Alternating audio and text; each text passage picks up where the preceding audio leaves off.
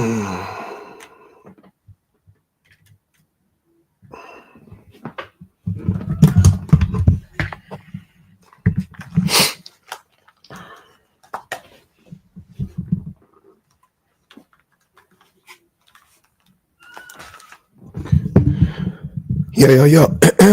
There we go.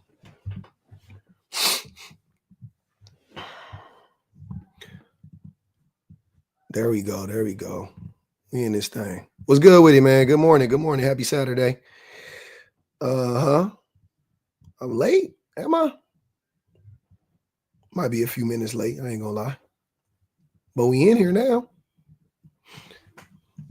We have arrived.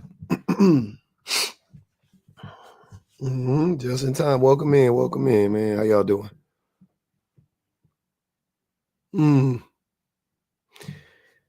Oh man, it's been a fun morning. I've been maxing and relaxing. What y'all been doing? What up, Tiff? What y'all been getting into in the morning time, man? I wonder, does my screen actually stay centered? People come up. I don't know. Does this thing, when I invite people up, does this move all the way over and then you guys can't see the prompt anymore? What up, Allie?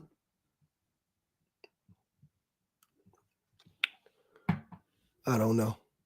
I just don't know. But let's get into it, man. Let's get into it. Our man villainized. This is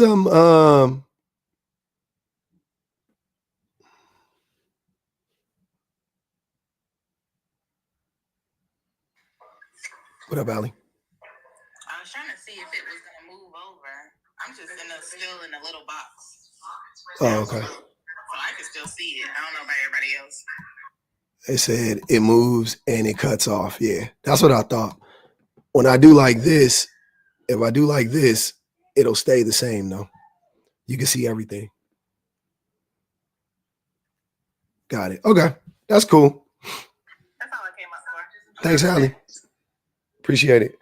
Yeah, we good. I got it. I'll just do it like that.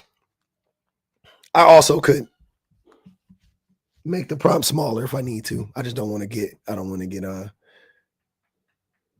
R is cut off. Okay. All right, bet. Hello?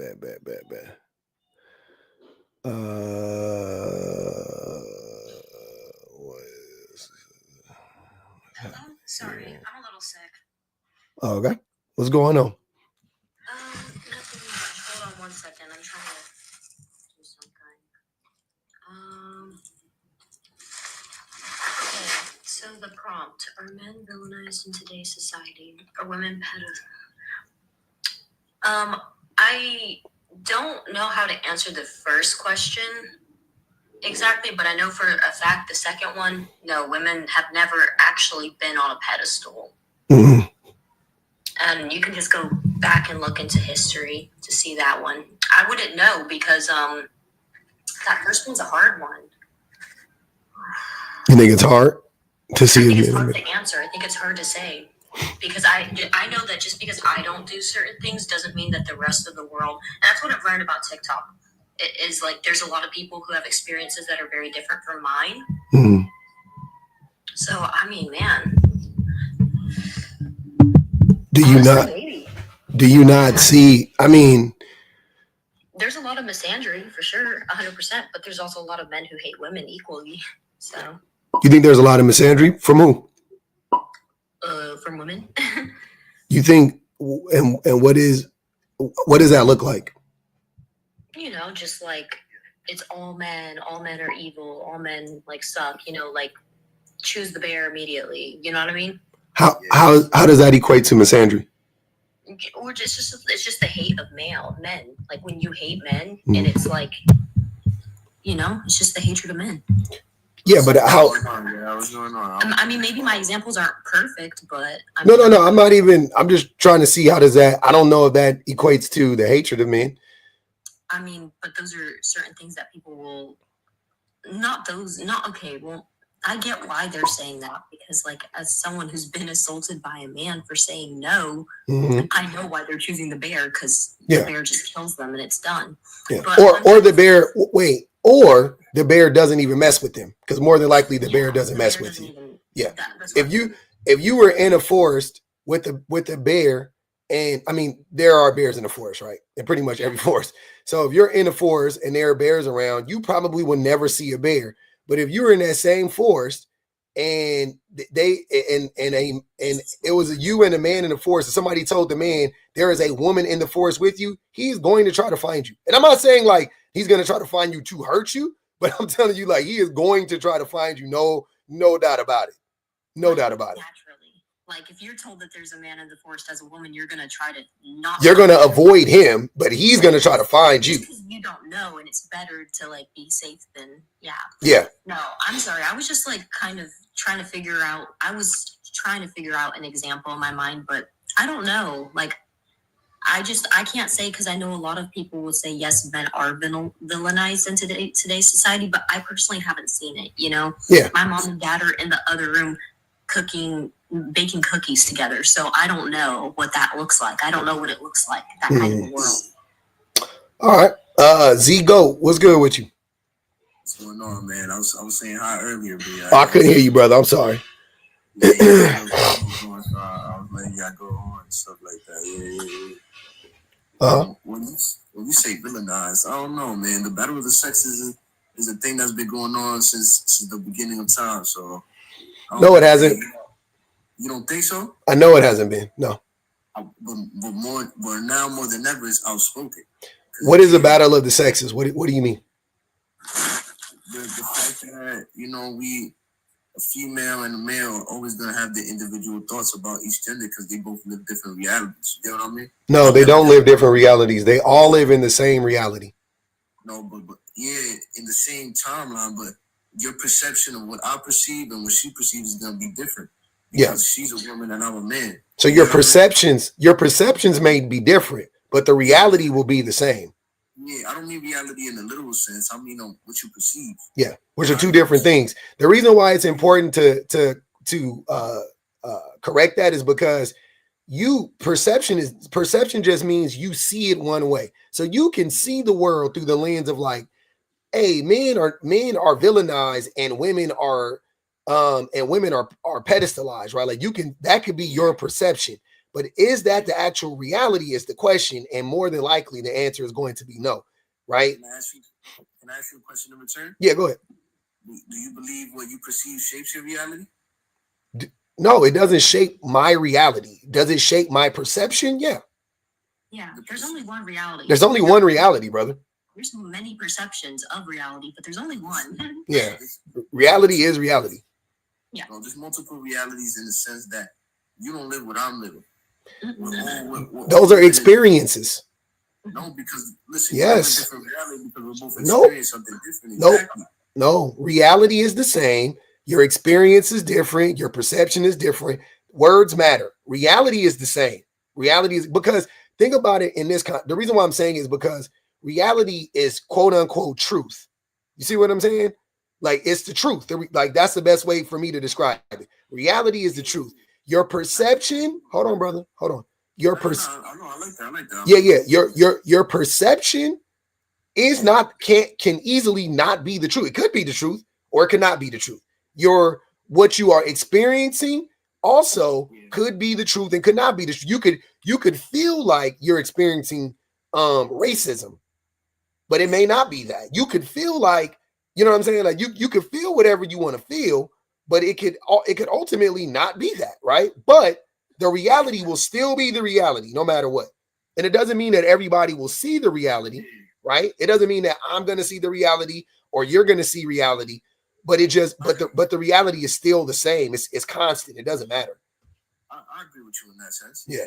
But I don't mean it in that term either. That's the thing. Yeah. So don't use it in that term. That's what I'm saying. Like don't say reality. Just use. I'm explaining in what term I mean it in. Okay. So yeah, because there's a lot of words that have multiple meanings in different contexts. You get what I'm saying? Yeah. Reality doesn't though. Yeah. In this sense, it does. It doesn't. You're trying to make it have a different meaning, but it really doesn't. It has one. It has the meaning. Yeah. It's you know what? We're gonna have to agree to disagree on that one. Mhm. And I like your point of view on that. Yeah. You get what I'm saying? I really do. That's why I was listening. I was agreeing with you. Yeah. But the battle of the sexes. So let's not even say reality. Mhm. Maybe the perception of how you view the world, right? Yep. It's always gonna be different because she is a female and I am a male. That's not true. Yeah, it is always gonna be different. That's not true, sir. That's not true, brother. That's not necessary. Hold on. Give me a second. Okay. I got you. Mhm. I'll let you speak. Yeah. Let me go I'm listening. All right. You know what I mean? She's a female and I'm a male. She's looking at the world from a female view, a female perspective. Mhm. I'm looking at it from a male view, a male perspective. And that's why when if you put two people, let's say a male and a female, and you put them in and you put a puppy video on, a female might drop a few tears and the male won't. So they're perceiving the world differently, with different emotions, with different thoughts, with different ways of how they feel about certain things, with different morals, with different ethics. No, You know? so I think what more Teresa said, that's not your point of view. Yeah. It's social cognition. So But that is your point of view. I know. Hold on, wait. That's why I don't mean reality in a literal sense. You get what I'm saying? I know, I mean, but reality is very. Hold on, because- Zigo. Yeah, Listen to what I'm saying. Reality is very literal. That's my point. It is literal. That's what I mean. It's not. It's. Not in this sense. Not in this sense. You're man. trying to make it not in this sense, but I'm telling you, it is literal. There's no need to keep going around about it, right? Just don't use that word to describe your perception. And it's important that you understand it is just your perception. All right, so how will you define perception?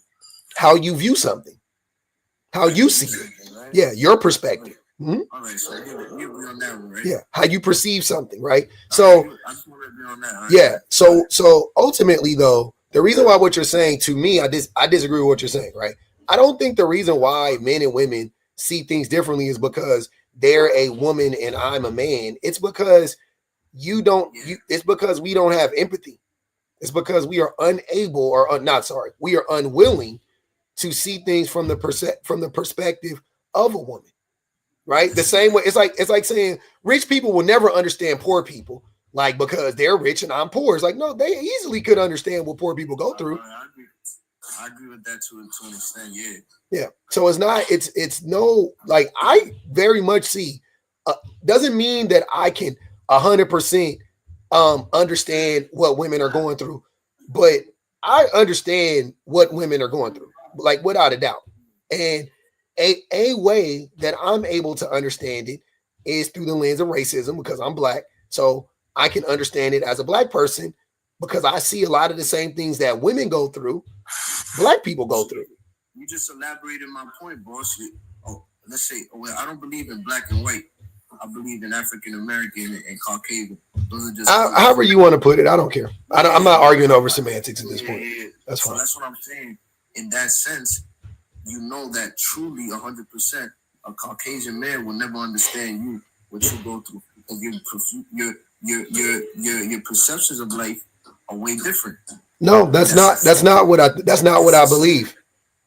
Yeah, but you just elaborated my point. I didn't elaborate your point. Yes, it did, because you said perception is the way a man and the way a female perceive the world is differently. Why do you call men and you call women females? For real, I noticed that. All right, a male and a female, right? No, why don't you call us both men and women? Because we are men and women. Men and women, all right, but I'm just addressing the genders. You know what I'm saying? Yeah. Listen, when we're talking about something like this, I know you're an intelligent man. Don't dumb yourself down and win the argument. You feel what I'm saying? But I don't feel like we're arguing. Yeah, but no. We're having a civil conversation. That's what I mean. But don't play. This isn't a debate to me. I'm not debating you. Yeah. But don't comprehend certain ideas and then not comprehend others, because you already established yourself as a comprehending and understanding man. You get what I'm saying? So I think it was more, Zigo, instead of you trying to teach me something, I think this is a lesson for you to learn, not for me. I'm asking you, Zigo, you see how you keep talking while I'm talking? And it makes it really hard to have a conversation. Like literally you're doing it right now. Like while I'm explaining to you, like, why don't you just listen to what I'm saying as opposed to talking over me? So what I'm saying is it wasn't for me to understand. I know why you call women females and why you call men men. I know why. I was asking you, do you know why? Nah, that was just a slip of tongue. No, it wasn't. You did it several times. If you did it one time, okay. It's more like the black and white African American Caucasian. You know what I mean? You're gonna say it's just how you talk in the day. It's not just, sir, Zigo. That's a cop out. It's not just how you talk. Why do you talk like that? Is the question. Why do you refer to men as men, but you refer to women as females? Have you ever thought about that? Do you want me to address them as women? I mean, they want to be addressed as women. I want to be addressed as a man. I don't want you to call me a male or a boy or a nigga or something. You know what I'm saying? If you white or whatever, like I want to be addressed as a human being. Yeah, absolutely. Females aren't inherently human beings, right? Women are human beings. Men are human beings. Female could be anything. A coyote could be a female. A dolphin, they have female dolphins. And don't you think they're living in different perceptions of life? What? You think so wait, hold on. Can I ask the female on the panel? I mean the woman on the panel? I'm sorry. The woman on the panel or something? Do you feel that me and you perceiving the light, we're perceiving the same thing at the same time? So I like to divide things into three. I like to divide into three truths, man. You know what I mean? I think everybody perceives things slightly differently. Like all right, everybody on the planet of Earth. Like you can hear one thing being told to you from. Zigo, let her finish. Let her finish. Go ahead. No. I'm disagreeing with her. I'm letting you know that I'm listening. Go ahead. That's good. Yeah. So like if you have, say, like a teacher is giving a lecture to the class and he says the same sentence to every person in the room, every person in the room will probably have a slightly different variation of what that person said.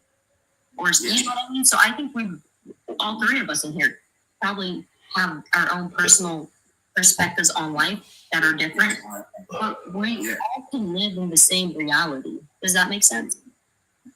Yeah, I see what you mean, but I think you're confusing the way I'm using reality in a sense. Little bit more literal, and we're using actual definitions. It's not the way you think I'm saying. Maybe I need to find another word right now. I'm gonna try to find another word while we're speaking. Perception. We already found the words. Perception. Yeah, that's the word. The word is perception. Yeah. I think we all have perceptions. But I wanna describe the essence of the reality. See, you did. No. I think you're going a little bit too deep with it, brother. You getting into your Oswald Bates bag. You got to bring it back a little bit. We bring it back a little bit. You simplify it, right? You just keep it simple. There's no need to get that. You know what I'm saying? To try to get that intricate. But I think that I like to say there's three truths at any given time. You know what I mean? My truth, your truth, and the universal truth. So I like to get more into the universal truth and stay away from my truth. No, there's not three truths. There's not. There's one truth, and there are, in this case, in your description, two different perceptions. Yeah, but it's not literal. It's not literal the way I'm saying it too. You know what I mean? What I would describe. So I like to use this. Sounds like gaslighting. Like it's, and this is what people. No, hold on. Let me tell you, Zigo. This is what, and I'm not saying you're doing this right in this moment. I'm saying no. This train of thought is very much what gaslighters use, what like narcissists use to gaslight people. When people actually like accurately critique them, they will say, well, that's just your truth. Well, that's just your perception. Well, that's just your reality. And it's like, no, hold on, brother. Yeah, go ahead. Seriously, man. Jesus Christ. It gets to when the person says that to you, you can't automatically say or assume, well, that's just your perception or whatever. Oftentimes they are just clocking you. Oftentimes they are 100% correct. Right? Like, and that's okay to be like, oh, damn, I didn't see it like that, or damn, I didn't think about it in that way, or, right? And just keep it pushing. But the way I see perception and reality is in this way. This is why I say there's three truths at any given moment. Let's say we're in a room, right? And there's a table with a plate on it. I'm looking at it and you're looking at it. We both acknowledge that the plate on the table, that cannot be changed. That's a universal truth. But when we get into more theoretical and concepts and ideas, there can only be my truth and your truth. Because it's an open-ended question at the end of the day, you know what I mean? We're both giving opinions. I don't know it. No, I don't think that made. I don't think that made sense right now for what we're talking about. But I would like to get back to the point though. Yeah, let's get. We stray far away from. Yeah, it's hard. Words and concepts are difficult, and I think they're important. But if we can't do that, then let's go back and simplify. I just want to let Zigo or whatever know that I'm here learning too. Like there's certain things that I'm confused about too. So it's okay to be wrong. You know that, right? Because I know I've acknowledged that. Wrong 2 times already. Yeah, I've acknowledged when my man was talking about reality, I acknowledged that maybe I needed to find a new meaning for it. Yeah. Or just use the literal meaning of it and then find a new way to describe what you're saying, which I thought we already established would just be you saying that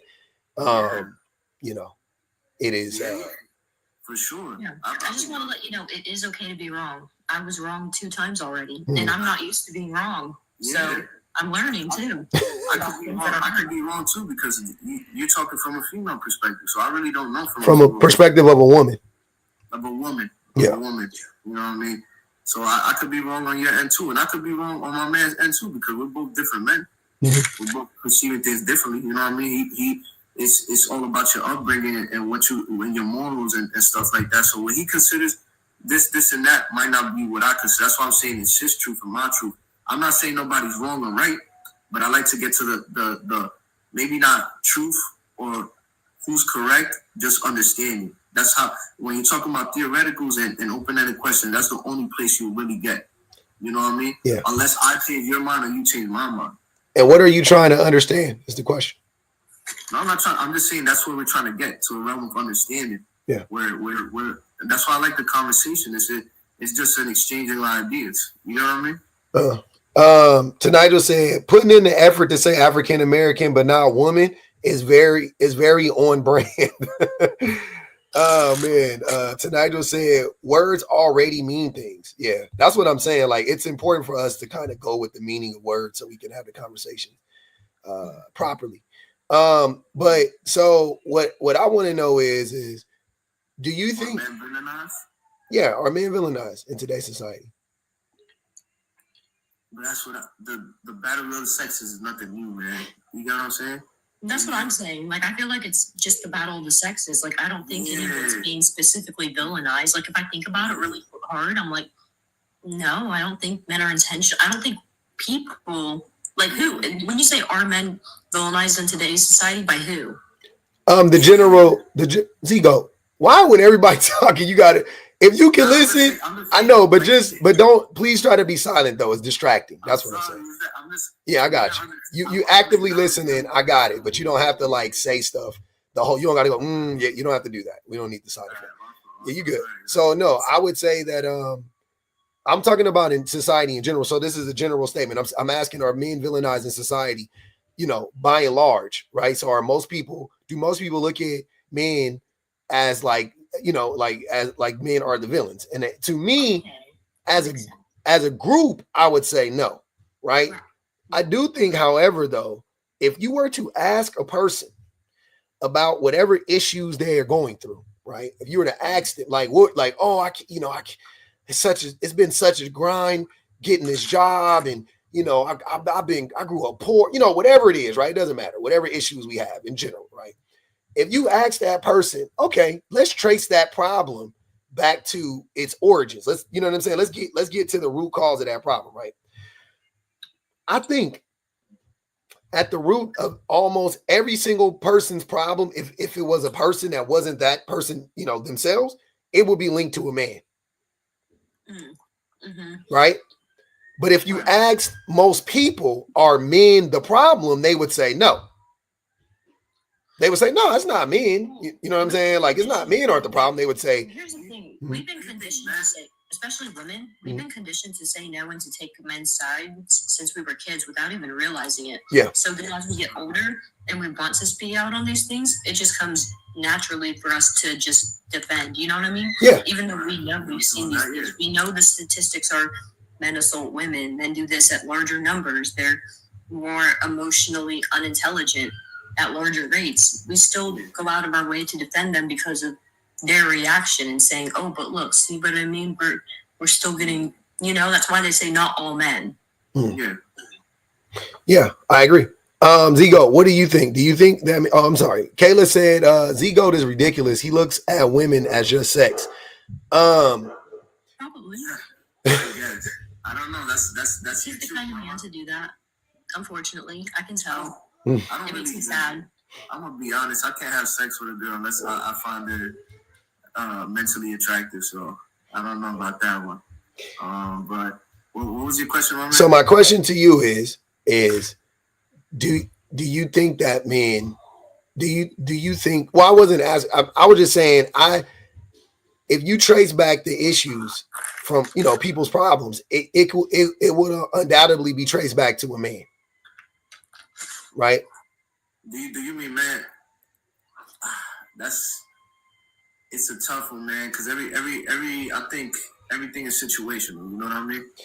And there's multiple. I'm taking all of that into account, right? Let's not try to let's stay on this how we get derailed. So I'm saying that whatever your issue is, whatever your problem is right now, you think about you think like, all right, this is my biggest hurdle I need to overcome in life. Whatever it is, usually it's going to be in this society is connected to money, right? Usually, right? Okay, cool. But let's say it's not. Let's say whatever it is, cool. I need to whatever it is, I need to manifest it. I can almost guarantee you, in every single scenario, it would be the problem will be traced back to a man. It's a reluctant yes. It's a reluctant yes. I'm saying yes, but it's more of people. It's very hard when people you don't know what led them to make that decision. You know what I mean? That's why it's always in America, at least, it's always guilty until proven.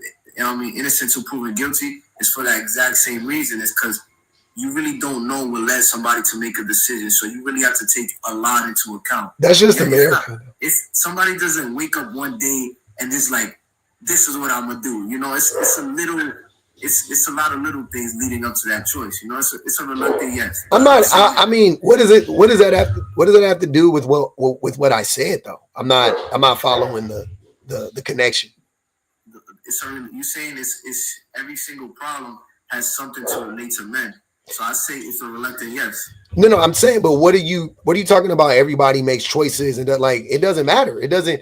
You know what I'm saying? Like I think what you're not understanding is even in that case, even when we talk about people making bad choices and good choices, I'm saying the choices that the choices that are presented are even connected to men, right? Like the only reason, like you don't have many choices when it comes to, I know it seems like everybody has like a ton of choices, but you really don't. You don't really have a lot of choices. It's a reluctant yes. I'll stay with that answer. Reluctant yes. That's fine. Can you, based on a person's decision, can you 100% blame one person for their decision?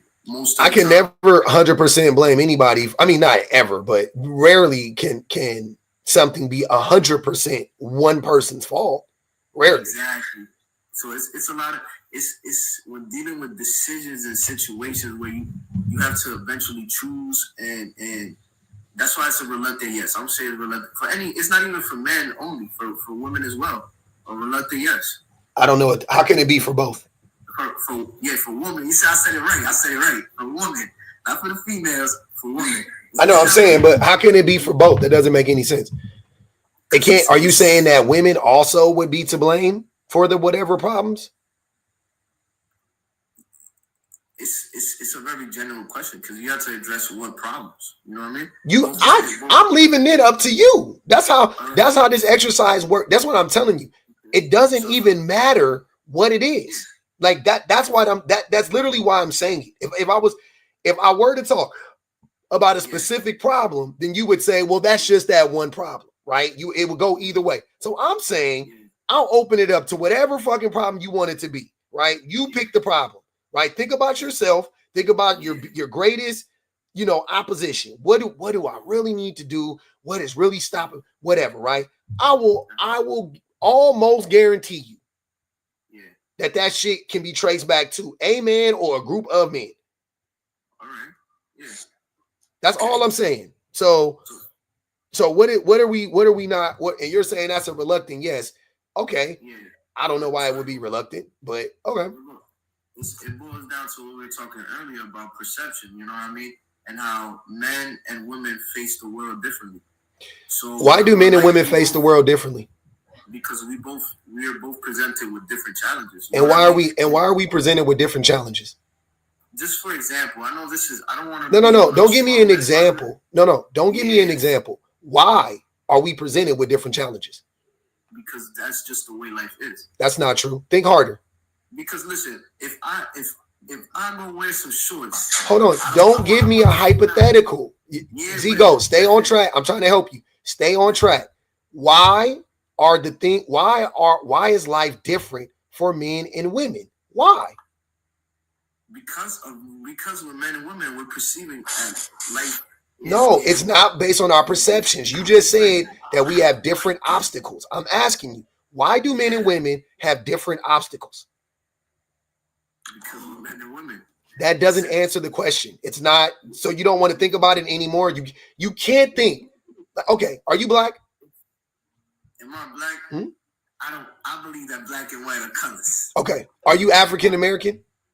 I'm Hispanic. You're Hispanic. Are you? Hold on. Hold on. Zigo. Are you of Afro descent? You can be Hispanic and be black or be African. What are you? Maybe I'll say I'm Afro. Are you Afro Latino or what? Or no? Maybe. Okay, you're Latino. That's good enough. You're in a country that is also bigoted against Latino. So, do you think that this country is fair? You think that they treat Latinos the same way that they treat white people and the same way that they treat everybody and Asian people and black? Are all the races treated the same? Yes or no? Yes or no? I can't talk on my perception because I never experienced. I've heard of experiences. Do you think that this country treats everybody fairly based on their race? No? Okay. So why do you think that is? What would that be called? Zigo, hold on. What is that called when you don't treat everybody the same based on their race? What is that called? That's a lack of what's the word, man? Racism. You're being racist. You're just equity. That's a lack of equity. No. It's called racism. Right? If you treat someone differently based on the color of their skin, yes, that's racist. And you are discriminating against them because of their race. Yeah. So that's racism, right? Now, follow that logic, right? If you're treating people differently because they are of a different race, and you're treating black people less, they're treated the worst because they're the furthest away from white people, right? Because whiteness is a thing, and blackness, whatever you say, black and white ain't real, but it is. And this, it's not really it's a social construct, but they treat it like it's a real thing. So whiteness is a thing, and black, like Europeanness isn't a thing in this country. It's whiteness. It's your phenotypical traits. Are you closer to white or not, right? Black people are the furthest thing away from whiteness, and white people, and everybody else is in between. They fall somewhere on that, in there, right? Okay, cool. So black people are treated the worst, and everybody else is treated a little bit better, a little bit better, close you are to whiteness, right? Cool. Yeah. Now, that is called racism. Now, think about it for men and women. Why are men and women treated differently? Oh man, that's such a hard, because everything is situational. I can't. Oh my God. I can't answer that question. If you want me to answer it, I could give you. Listen, I could give you the how would you call it? What the hell is it? I could give you the corporate answer, or I could give you my honest opinion. You get what I'm saying? Why don't you just start with your opinion? Why don't you give us just something for us to work with? It's everything is situational, and you just don't go through the same tribulations that I go through. Can you honestly say that? If let's say, all right, this might get a little cool, but if you put on some pants, I don't gotta worry about nobody looking at my butt and hollering. But if the female, the woman on the panel put on some pants and she go walking down the street, she might get a couple of hollers. And why is that? Because she is a woman. It's not okay, but why did they do that to her? That's what I'm at. Like, think about it, bro. God damn, this shit is not that hard. Think about it. That's the only thing I could think of, man. So do you do that to every woman you see? Do you hoot and holler at every woman you see? Nah, I'm attracted by the lines. Okay, sure. I don't scream out the window. I don't care. I've seen a woman walking down the street asshole naked, and I didn't yell anything at her. Broad daylight. Yeah. Now, what I want to know is, so stop saying that, oh, well, because she's a woman. That's not why. It's not like you have to do it. It's a choice. You keep talking about choices. And then when I ask you, well, then why do they choose to do that? Now, oh, no, everybody, the world turns and the life is just like, nigga, think about that shit. Take 2 seconds and think about it. Sit on it for a minute. If you got to, don't respond. Really think. Why are men compelled to yell obscene things at women out the windows of moving vehicles? Why do men assault women like Dash spoke of earlier for denying them? Why do they feel like they have a right to a woman's body or her attention or her time or whatever they want? Why do men feel like that? So I guess you would say, I don't want to assume your answer, but I guess you would say to how you brought up. That's what you would. Okay, you could say how you're brought up, but keep going. You're getting there. How you're brought up, you're conditioned to. So you're saying you're conditioned to be like that towards women, right? I think best on the spot. If I don't get it now, I'm not gonna get it. My brain is too quick. No, I'm saying, well, it ain't moving too fast, but so I'm saying that. So you are alluding. You're getting there a little bit. You're saying like, all right, we were brought up that way, aka we are conditioned to be that way, right? We're conditioned to be that way. That's not my truth, but yes. That's not the way I see things. You just said it. That's what you mean when you say that. What else do you mean when you say that, sir? I was alluding to what you would say, and you. What was I saying? You exactly what I just said. I thought you were gonna say, but I didn't want to assume it. Sir, you said that we are brought up to be like that. That's what you said. You was like, oh, they were brought up to be that way, right? About the men, right? No, I didn't say that. I said that's what I'm assuming you would say that. Oh my God! I can't. Do not ask me. Hold on, Zigo. I could talk in corporate terms. I don't need for you, Zigo. Zigo. I don't need for you to try to think for me. You can barely think for yourself. Don't worry about what you think I want you to say. I want you to say what you're thinking. Okay? Yes. Like this is getting wild, bro. You doing all this weird shit. It's unnecessary. I don't think you have what it takes to code switch. You don't really sound like you have that ability. So when you talk about talking corporate speak, I don't need that. I just want you to give me what you are thinking. That's all I'm asking you for. But if I go on my thoughts, it's gonna get a little deep. And my personal answer, and what I feel like you want a corporate answer, because what I'm gonna say is not just what you think. Tell them with the truth. I want a concise answer. You talking about it's gonna get a little deep. You mean you're gonna ramble? I don't want you to ramble. You're right. I want a concise answer. I just want it to be what you think. What I think. Oh man, that's a tough one, man. That's a tough one. My God. Why don't you just take a couple of minutes and I like to get into the history of things and why things are the way they are. Oh, you want to get into the history of things? Okay, cool. So how men went to war during World War II, and when the men came back and the women had all the factory jobs, that's when they started to really, the nuanced feminine movement really started after that. So that's why you would have to go back in time a little bit. You have to think about other subjects before you what is the relevancy of that? Yeah, but what is the relevancy of that right now? These concepts that it's very hard to explain because they build upon each other. They're not hard to explain. I can explain them easily. I can easily explain it. Easily. It's difficult. It's not difficult. I think, you know what? It's difficult when you don't know. You're right. But it's not difficult when you know. It's really easy when you know. So it just sounds like you don't know. And it's okay to say, I don't know. I don't know why men feel compelled to yell obscene things at women. I don't know why I keep calling women females repeatedly. I don't know why. I said women. No, I know, but I'm saying instead of you like thinking about it through that lens, you keep trying to like act like you got the answer, but you don't. You just don't know it. And I'm gonna give you the answer because I'm tired of asking. So the reason why men do that is because of the patriarchy. It's because of misogyny, right? And misogyny is akin to racism, right? So that's why I brought up racism so you can understand it. So because I figured you can understand racism, right? And now we're talking about misogyny. The reason why men and women live, as you said, different lives and face different sets of circumstances is mainly because of misogyny. It is not because of the battle of the sexes. There is no battle of the sexes. It's not like women have waged war against men and then they assaulted men and then men are that's a battle, right? That's not what's going on.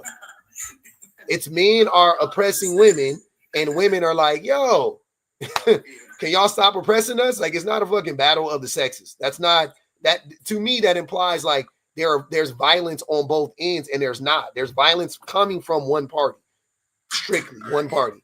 But it's not a literal war. I'm not saying we arming up and stuff like that. It's just a battle of the sexes. Just how women talk in their groups and how men talk in their groups. And then the thoughts colliding when they get with each other. That's really what I meant by battle of the sexes. So let me read these real quick because I'm getting. Teresa said he's trying to say men and women have different lived experiences. Can we please move on? Symbolic interaction is one of the hardest things to learn. Kia Mary said, just give an answer or say you don't know. You do more circles than my dogs. Get to it already. Tanigel said, hold on, brother. Tanigel said, quote unquote, everything is situational. Bot. Bun Mishra said, no offense, he doesn't have the intellectual capacity for this conversation. 5 on it. Also, he needs to explain mental attraction. I will definitely ask him that. Tanigel said, oh girl, please. Teresa said, he's as deep as a puddle in a project lobby. God damn. Hey, them puddles be shallow as shit. Keo Mary said, is he Mexican? Maybe. TM, appreciate you. Okay, brother, go ahead. We listening. Intellectually attractiveness. I like a female that make me think. You know what I mean? I'm not gonna lie. I'm not gonna sit here and lie that I like a girl that she's ugly. Every woman on planet Earth, huh? But just the conversations I have, like conversations like these are my favorite conversations to have. I need you to sharpen my ideas, like I like to say. If I throw something out and you don't agree with it, I want to understand why you don't agree with it. And I want you to make me ponder on the last conversation we had. That's what I find attractive. That's interesting that you think. I mean, I think that's fun. I think it's great that you are inquisitive and you want to learn. I'm not gonna shame you for that, but I think I don't feel like that's what you're really into personally. That's not. I'm really in. I mean, I'm not gonna lie. She got a fat butt. I'm not going. Yeah. Keep it real, man. Exactly. Keep it real. On top of that, man, listen. All these girls got fat butts nowadays. So I like a girl that you got to be something. Who told you that? What you mean? Who told you all these girls got fat butts? Who told you that? Well, they don't all got fat butts, but you can find them. You know what I mean? It's not like this. There's a how would I say it's nothing missing. You get what I'm saying? It's not something hard to find. So I got you really gotta have something.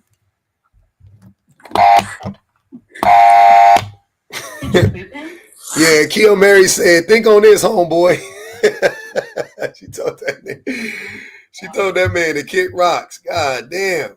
Oh man. They paid to drop you, brother. Thank you, Mary's. We did it, Joe. Say something really quickly. Yes, go ahead. I really I didn't know men like you actually existed outside of my dad, because my dad's the only man that talks the way you do. So just being in this room with you has made me I'm in awe right now, because I'm oh my gosh, I'm talking to someone who sees me as a human being. That's not my dad. I mean, I appreciate that, but that sucks though. And you're right. I mean, it's not. That's Unfortunately, there aren't many men who see women as human beings. No, and listening to you talk has just been mind blowing. I'm like in heat practically because I'm like, it's so attractive. Like, I'm just so thankful that you exist. Like, I'm so happy that you're like talking about these things. It's making my day. I appreciate that. Go ahead. Who just came up here? Amanda, she's up here. What's up? Hi, Bob. Thanks for having me. I'm a big fan. Thank you.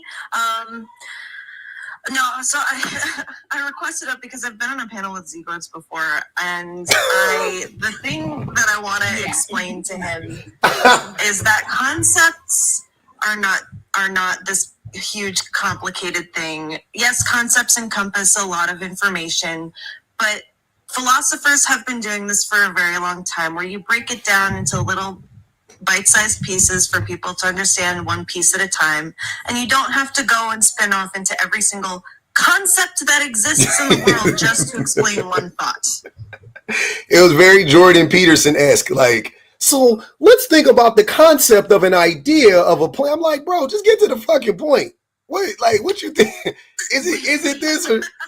Can I interrupt to answer the comments? When I say I'm in heat, like, I love the mindset. I'm not saying I'm attracted to him, guys. I'm saying that, like, that mindset is such a turn on, not him. I didn't even hear it. Don't even. Okay, I'm going to hear the comments because everyone's like, a heat girl? Are you saying you're in heat? I'm like, not like that. I didn't even hear it. Don't even worry about it. Okay, cool. Yeah, that's funny. Go ahead, T Fran. Oh, T Fran, she's not here. She didn't know. Yeah, that's wicked. That's what type of time they be on though. I just be wanting him or men like that to be honest for 5 seconds or just think about the shit. Cause it ain't really, I mean, every day I find like my ideals are reinforced, right? Being in this space. Like today, I saw a video of a dude. He made a video and it was him and he was like saying like life as a married man or something like that. And he's like standing there and he's looking all sad and shit. And his wife, and it's the, what's the name of that song? But it just keeps going like, I know. And he's like doing various things and his wife is like talking to him. And basically he's doing that whole like women be nagging type shit, right? Like just playing into that trope. And every day that like I would never have even paid that attention. You know what I'm saying? Like at one point in time in my life, like I would have just thought that was like, I'd have laughed at that shit. Like, oh yeah, you know, these women be tripping, you know, whatever, right? But it's like the more you see how insidious this shit is, you like once you see it, you can't unsee it. And every day, if you're just existing and you're consuming, you're consuming shit on social media, you see, you're like, oh, that, because like if that was a racist joke, I wouldn't laugh at it. You know what I'm saying? Like I wouldn't laugh at that joke if that was like anti-black or whatever, right? But you make a joke that's anti-woman, and a bunch of men will be like, even black, you know, whatever, we laughing at her, that's funny. And I'm like, that shit's not funny. Like y'all just saying you just put a new tweak on it every day. You find a way to say the same shit, right? It's just a different font. You're saying women be nagging in a different font. And I looked at the fucking video and I'll go, the first thing I thought about was, well, why does your wife feel so compelled to tell you shit all the time? Could it be that you haven't made her actually comfortable enough in your abilities to not question you? It's never that. It's always these women just be nagging. And I'm like, I don't think like there was a time when my wife never said anything to, like, she never corrected me or anything like that. Like there was a time and then I failed her so many times. And then she was like, you know what? I need to start checking your work. You know what I'm saying? Like you turn in your homework enough times and you get, you know, you get bad marks on you. It's 10 questions and you only get 5 of them correct. Eventually the parents got to start checking the work. And that's what my wife had to start doing. you know, and a lot of times she would check my work and see I was making mistakes. You know what I mean? Like that wasn't like that's not nagging. That's fucking you need that shit. You need to be corrected. You need, you know, but men hate that shit. Men, you know, that ego is be whooping our ass. So, you know, we don't want to do it. The worst part about it is when you're just trying to help someone improve their way of living. You know, you have this idea, you want to help them, and then they get defensive over it, and you're like, man, I'm just trying to help you, so you don't have to suffer like this. Yeah. Why would? Yeah. I just don't understand logically why that would be the case. Like I'm saying from the man's perspective, why do you think she's doing that? Why do you think she's saying that stuff? Why do you think you think that's just that's how women are? Like, no, no, sir. No, sir. I promise you it's not. Lori, what's good? Are you there? All right. Lori's not there. We're going to bring up the next one. It's even just like simple stuff, right? What you say, man? Women nag all the time.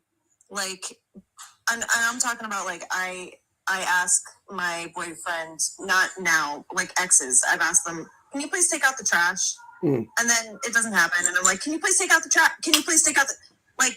Don't make me repeat myself. That's then I turn into a nag because you're not listening. Yeah, and the worst part about it is they say, yes, I'm going to take out the trash, and then if they don't do it, and I'm not used to dealing with men like that. Like I have my dad and my brother who do it the first time.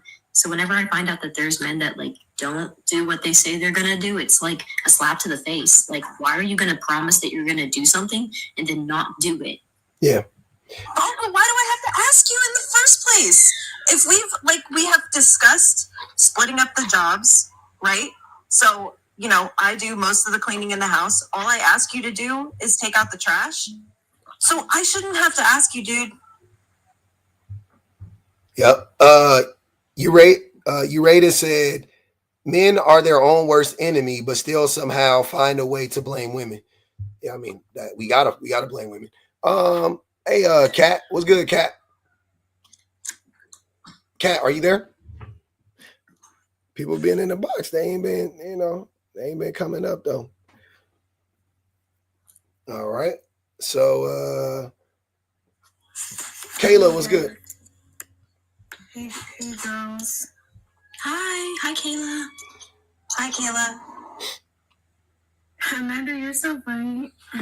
You're talking about why your husband didn't take out the trash. No, he's not my husband. He's my ex. Oh, your ex. Men, why did you leave me? Also men. Yeah, it happens all the time. Did you want to respond to something, Kayla? Oh, well, I was just putting in the comments like in relationships, some people seem like stagnant or depressed because they don't work on their short-term goals and they only focus on the big-term goals. And sometimes people forget that the short-term goals matter just as much. So it's just like a misunderstanding.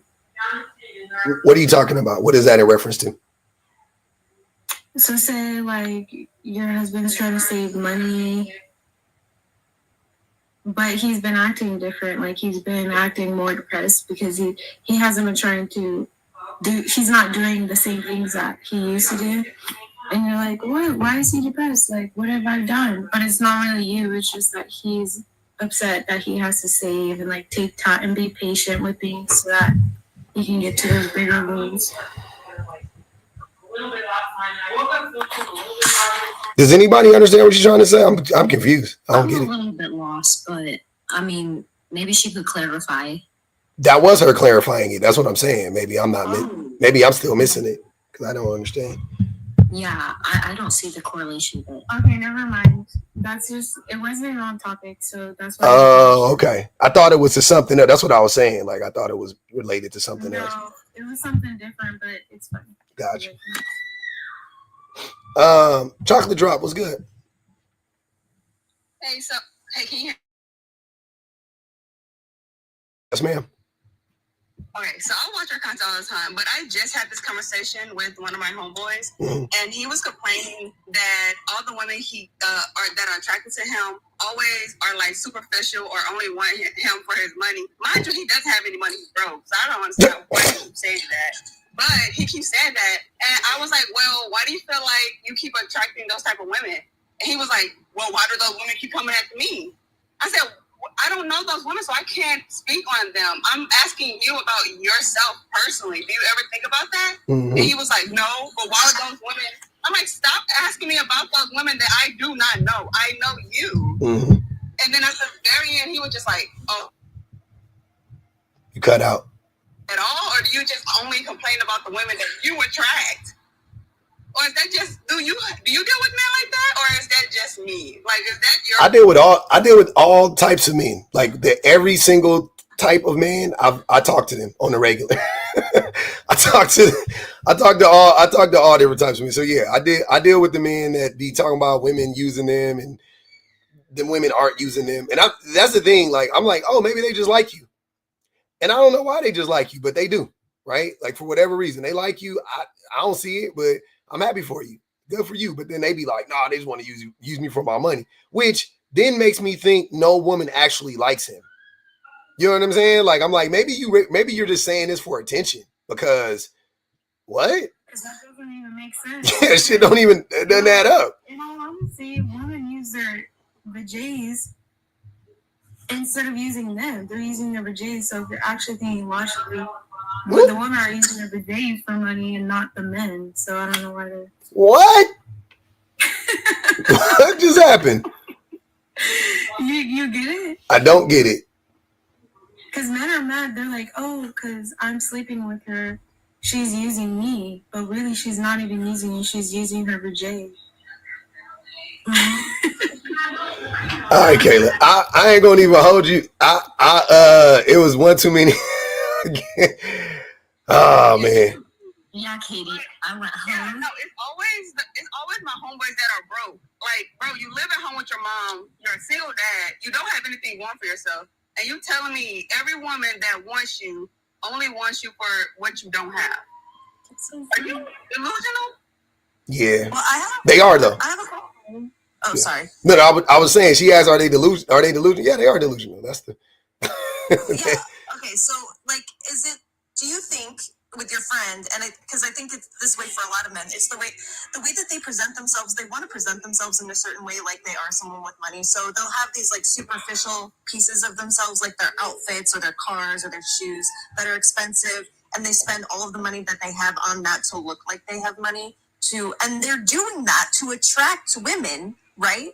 But then they're mad when they attract women who see what they have on and think that they have money.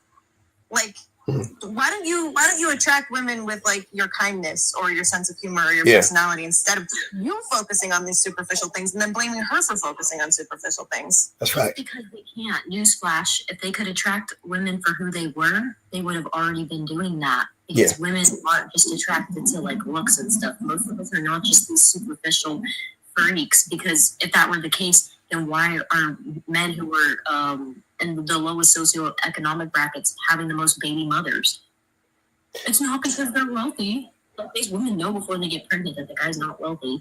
Like, I think it's because those women don't get ABs as much as wealthy or middle class women. Obviously, sex education is like very important. But like what I'm saying is like women aren't as superficial as these men make them out to be. Because they would lay down next to that man if they were truly these horrible gold diggers. I agree. I mean, but also you have to look at yourself. If you keep saying every woman that is attracted to me is superficial, then what does that make you? You attract what you are. So clearly you are superficial yourself, but you don't see any flaws in yourself. You don't see the flaws that in the women. Like, are you stupid or are you dumb? I want to make sure everybody gets a chance to speak. Let me read the super chat and then I'm a American Goddess going and J-Rob. Anomaly 777 Intuition says, I was 12. It was plenty of men over 35 asking to pay and see me naked and pay to spend time with me. Never saw any of them turn themselves into the law. Goodness, goddamn gracious. Hey, American Goddess, what's going on? Hey, what's going on? You got a bad cold? No, I got something else going on. So it's a whole thing, but no, I'm good. It's getting rectified as we speak. We're good. That's good. That's good. Are men villainized in today's society? Yes. Yeah. How I think so? everyone can agree on that. Oh, nobody has agreed with that yet. But how so? How are men villainized in today's society? They're being attacked left and right. I know. They can't do any. It seems like they can't do anything right nowadays. Who's attacking them? Women. And why are women attacking them? Because they blame men for everything. Like what? Give me an example of what they blame men for that isn't actually men's fault. Well, I think a lot of women are upset because they're getting up in age and they're not married yet, and they say that there's no good men out there. But I think a lot of women just aren't pleasant to be around. A lot of men don't want to be in a relationship if they feel like it's not pleasant. Okay, so a lot of women are nice. I'm not going to deny. I mean, I don't know the numbers on that. You know what I mean? Like, you can't deny that. No, I know. I'm saying like, I don't think that's like something for me to refute or whatever, agree or disagree with. I'm cool. I'm with it. But I'm just trying to figure out if women are saying that men are doing stuff to them, are you saying that these women are lying on the men? Doing like what? Doing what? Like assault, domestic violence. Yeah, like abusing them, neglecting them. Like 90% of violent crimes perpetuated against women are by men. Yeah, stuff like that. So why are they and women are attracted to those men? Well, there's a bunch of good guys that they pass over and they choose to deal with the men who abuse them. Whose fault is that? Maybe they need to do some healing. They need to do some self-reflection. But you don't go into manipulators are really, really good at what they do. They make it their job. They make it their entire personality to manipulate people. They don't show their true face. And you need to do better. Wait. Hold on. Wait. One at a time. Manipulators don't show their true face until they have you in the vulnerable position of caring about them. Even sometimes not even until you're actually married to them do they turn around and show their true face. The reason that they do that is because they know that if they were to show their true face in the beginning, we wouldn't choose them. So they are really, really good at what they do. And it's really messed up to blame women for choosing someone who is on purpose manipulating them.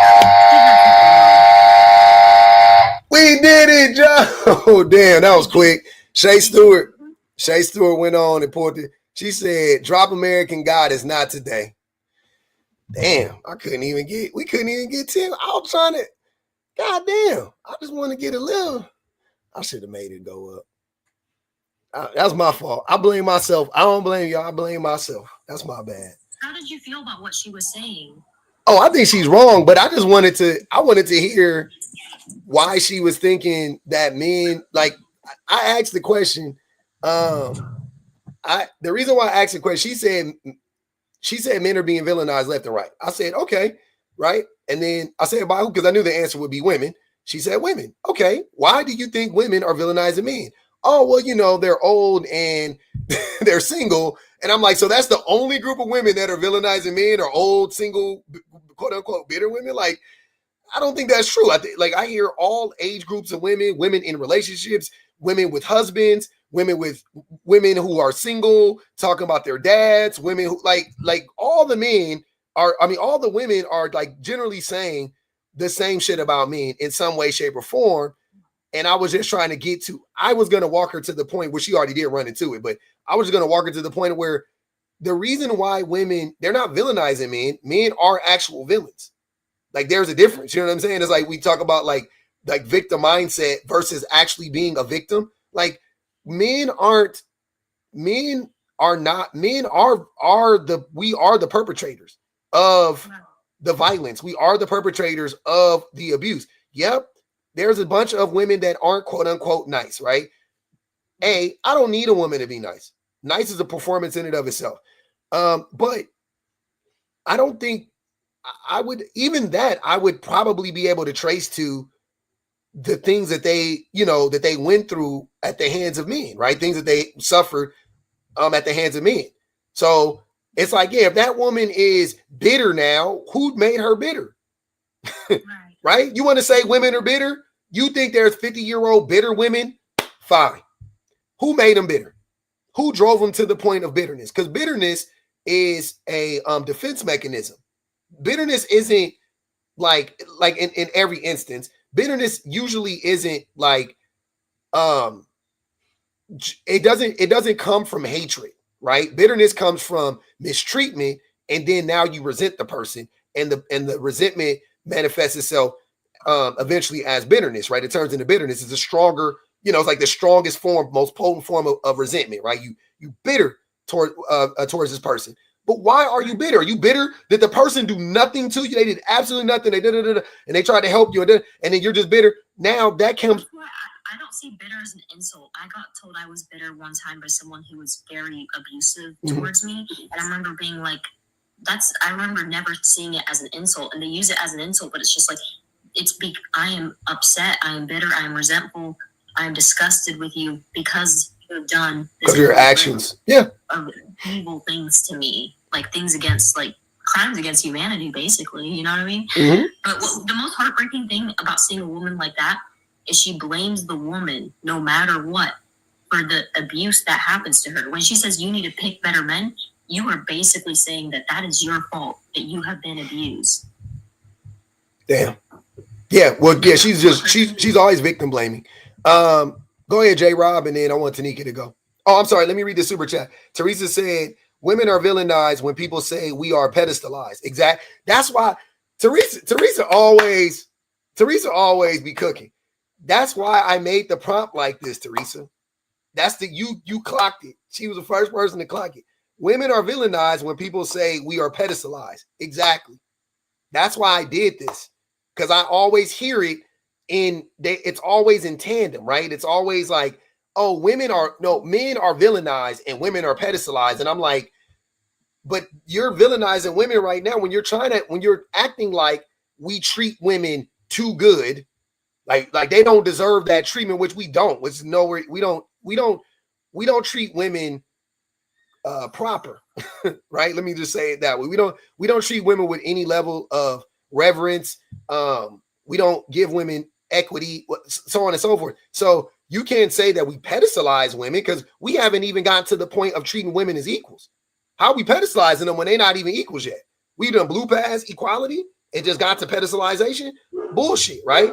But men, when they say that, they are actually vilifying the women when they say that at the exact same time. You good, Tanika? You're saying you are putting a target on women's back every time you say that we're putting women on a pedestal, which means what? That we need to knock them down, right? We need to knock them off that pedestal. We need to knock them off their high horse. And it just gives fodder to men to be more abusive and to continue whatever, toxic behaviors they're currently committing, doing against women or exhibiting against women. They're just going to continue. There's going to be a continuation of toxicity because they're like, well, we need to knock these women down. They deserve it. They deserve to be knocked off that pedestal. Why are we putting them up there? They don't got to come to the table with nothing. We got to earn our value. That stupid shit that men are saying now. Men got to prove themselves. Like, what the fuck? Since when? And then they simultaneously will say that when you turn, by the time you're 30, you're done for and you have no worth. And it's like, oh, so you're saying, you know what I mean? It's just like, it makes no sense. Everything they say is like a big fat contradiction. Everything. They talk in circles. Go ahead, J. Rob. Hey, I was going to say that are men villainized? I think we try to villainize them as women. Even as children, we try to villainize them and it just doesn't stick. With me personally, being molested twice. Oh, shit. By my mother's brother, my uncle, and also my half brother. Jesus. I told my mom about my uncle, and she put him out the house immediately the next day. And I didn't tell anyone about my half brother until after he passed away at 18. And then maybe like 10 years later after that is when I told my family. But as you grow up as a woman, as a little girl, and you grow up, we try to villainize men. We try to tell people to listen to us and to give our story, and we get shut down. And I think the villainization of men just dies out. Even now in today's society, you see us trying, even on these platforms, you see us trying to tell the world how we're suffering, and it's just not enough because we get hit with you're lying. Everybody's trying to put the man down. J-Rob, I wouldn't call that villainization though. If men are actually the villains and women are like, hey, men are the villains, I don't think they're villainizing men. I think that men are just villains. And then women are the same. Like I said, the same thing with like a victim mentality. You are either a victim or you're not. But if you're not a victim, you can adopt the mentality of a victim and be like, oh, woe is me. You know what I'm saying? Like, I'm rich and y'all don't understand what it means, what it feels like to be rich. My life is so hard, you know, whatever. It's like, shut the fuck up, you rich. You know what I'm saying? Like, you have a mentality of a victim. You are not actually a victim, right? If you are actually a victim, you're just a victim. You don't have the mentality of one. You are one. Men aren't villainized. Men are villains. You see what I'm saying? Like, it's a different thing. I don't think women are trying to villainize men. I think they're trying to blow the whistle on me, and I think they're trying to, you know what I'm saying, flash the light on me, but I don't think they're trying to villainize men at all. Right, and I want to be very clear about, I'm not saying that we're doing it to like put them down. I'm really actually saying that we are trying to make them look like a villain because they are. Not because we want them to be, but because they are. Kind of like what you're saying. I think I'm just saying it a little wrong. I don't know how to. No, I got, that's what I heard you saying. Yeah. They are actually villains, and I've had too many that I've passed through, and I'm only 39, so I still have a long way to go, and I'm still, there. Yep. And then are women pedestalized in today's society? Only when we succumb to what men want is when we get pedestalized. So, like, for example, the submissive type of person or woman that they want, that is when they'll put you on a pedestal, and then they still hurt you regardless. That's the only. Okay, let me say this. This is the last thing I'm gonna say. Positivity is something that us women strive to have with every relationship that we go into. And one thing that I was hit with when I tried to date someone is I started talking about what I've accomplished in my life. As far as me getting my master's degree, me becoming a teacher and all that stuff. And he said, that's really not important. And I was like, what do you mean that's not important? He was like, well, honestly, you as a woman, you getting your education is not really important to me. And I had to be like, shouldn't that be something you want to pedestalize? Like, shouldn't that be something that you want a woman to have? You want her to be intellectual so that she can talk to you. I'm so confused nowadays. I really don't know. So, like, I feel like women should be pedestalized, but we aren't. Yeah. I don't know. I mean, I'm shooting for women just to be, treated fairly. But I mean, you know what I'm saying? If you pedestalize them, fine, whatever. But I'm aiming for the, I think for me, the bar is low. It's just treat women like equitably, and like I'm shooting for that, and that is like fucking pulling teeth. But maybe we should shoot for pedestalization, and maybe we'll land at treating women equitably, right? You asked for a whole loaf. I watched your other video when you talked about the girl that cooks. Kaya. Sorry. Cooking with Kaya. Mm-hmm. So yesterday in my classroom, my students, 6th graders, were talking about it, and the boys were like, "I followed her too, and I followed her too," and the girls were getting so upset at the boys, and the girls were like, She not doing nothing but just cooking food and shaking her butt. And I had to stop the conversation because I could see that it was about to be a boy thing in my 6th grade classroom. And so I did automatically see the little boys, I guess you want to say, pedestalizing that woman because she's cooking and shaking her butt. And then I saw the girls getting upset at the boys for doing that. But would you say that they villainized the boys in that instant, or would you say that they would? I'm so confused with some of the things that I'm hearing. No, I'm not. I don't think they did, but I want to make sure that hot person network get a chance to speak, and then I'll open back up the panel. Go ahead, hot person network.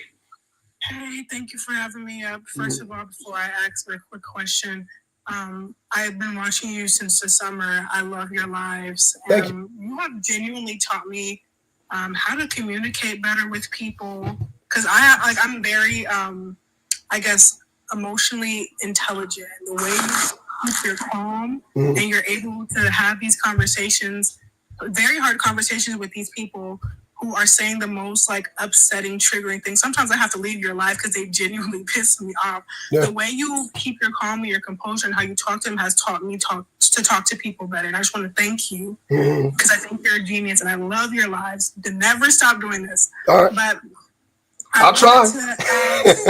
Y'all heard her, man. She told y'all to keep the live alive. Y'all know what to do, man. Keep the live alive, okay? We're going to keep the live alive as long as we can. Go ahead. I'm listening. But that one guy that was up before he had got dropped, the one that was like Hispanic or something like that, he had mentioned something about like a gender war or some shit like that. When people say stuff like gender wars or there's a war on gender and sex and stuff like that, what the fuck do they, excuse my language, what do they be talking about? Because like, how is there a gender war, meaning that these people are fighting back and forth with each other, but women are the only ones being unalived? They want to make it seem like it. They want to make it seem like it justifies whatever men do to women because it's a war, right? And what is it? How does the old saying go? All's fair in love and war, right? Right. So if women can, if women are doing things to harm men, then it's only right that men can do things to harm women. So they say it's a war. It goes both ways, right? Oh, women are just as bad. There's a lot of bad women out here, you know. When they say all of that stuff, all it is just to run cover for, you know, dangerous men and toxic men and, you know, harmful men. I see other creators who kind of do the same thing that you do on TikTok, I guess, quote unquote, calling men out and stuff like that. But the way they word it, it's like that side of TikTok and those lives I see is so different from what you actually do. Because in those lives, they are still somehow making it seem like it's the same and it's 50-50 against men and women, and it's so not. Yeah. It is so not. So like watching those lives where these people are supposed to be very progressive and, you know, for women and for the people, but not really, I don't think they're smart enough to sit in front of, you know, a phone and have these conversations because they don't do enough research. These people aren't genuine. So I just wanted to say thank you for your lives. And that was all I wanted to ask. And also, I follow Shan and BPG and Kay and Lux. Love you guys. Yep. That's the unit. We love it, man. We love it. Okay. I don't know how to drop up out of here. Oh, I got you. Don't worry about it. Okay, you guys are more than welcome to respond. I know. Did you want to say something, Amanda? Oh, well, I love what you were saying. I wanted to speak before on pedestalization. I don't know if I disagree with you guys that women aren't pedestalized. I think that being pedestalized is extremely harmful because it's creating an idealized version of someone that's not actually a human being, but more of an idea. And I do think that some men I think a lot of men, maybe just some, I don't know, put women on this pedestal and think of them as like a different, the amount of times I've heard the term female species come out of men's mouths, like we're a different species than human, is crazy. And these like incel men think of women as this like higher, or I don't know, an unattainable thing. And that's them putting us on a pedestal, and they hate us for it. Yeah. That's all I want to say. They do 100%. You ain't never like, I 100% agree. I don't think pedestalization is the answer. I think it's ultimately going to be harmful. But I was saying, like, we could use it like, let's try to pedestalize women, but hopefully, really, we're just trying to get to the point to where it's like, you know, like, hey, because if you're fighting for equality, I feel like men are going to fall short of that. They're going to be like, well, I'm not going to give you everything. I'll meet you halfway. And it's like, no, you can't meet me halfway when it comes to equity, right? It needs to be equitable, or, you know, it's a pass or fail situation. It's not You can't get 90% on this test and it still be passing. 10% is still bad. You know what I mean? So it's definitely very much an absolutist approach we need to take when it comes to equity. Bun Mishra said, women don't have power to make men villains, which is true. Not systemically. Women can make men villains individually. Like you can think a man is a villain, and Dash could think a man is a villain or whatever, but you can't. Women don't have the power to do it societally.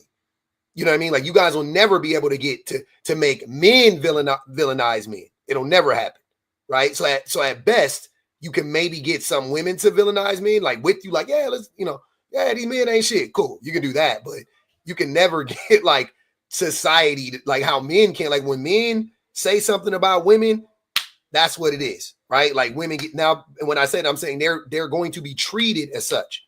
It's way beyond the words. Like they're actually going to be treated as such.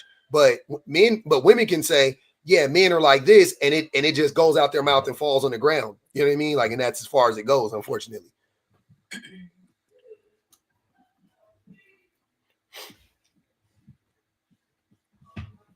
I don't know if you're talking, Dash, but we can't hear you. No, I'm not. I was just letting you live. Oh, okay. Just trying to get out there for us. No, you're good. What else, Celestial? Jeez. T-Friend, what's good with it? I think T-Friend accidentally requested that, honestly. No, I didn't. I'm here. Oh, okay. Go ahead. I was back here. Oh, okay. You good. Sorry. The topic, I think certain group of men are villainized. Yeah, because I'm kind of older than a lot of the panelists. And, yeah. But should men be? Yeah, because y'all created the game.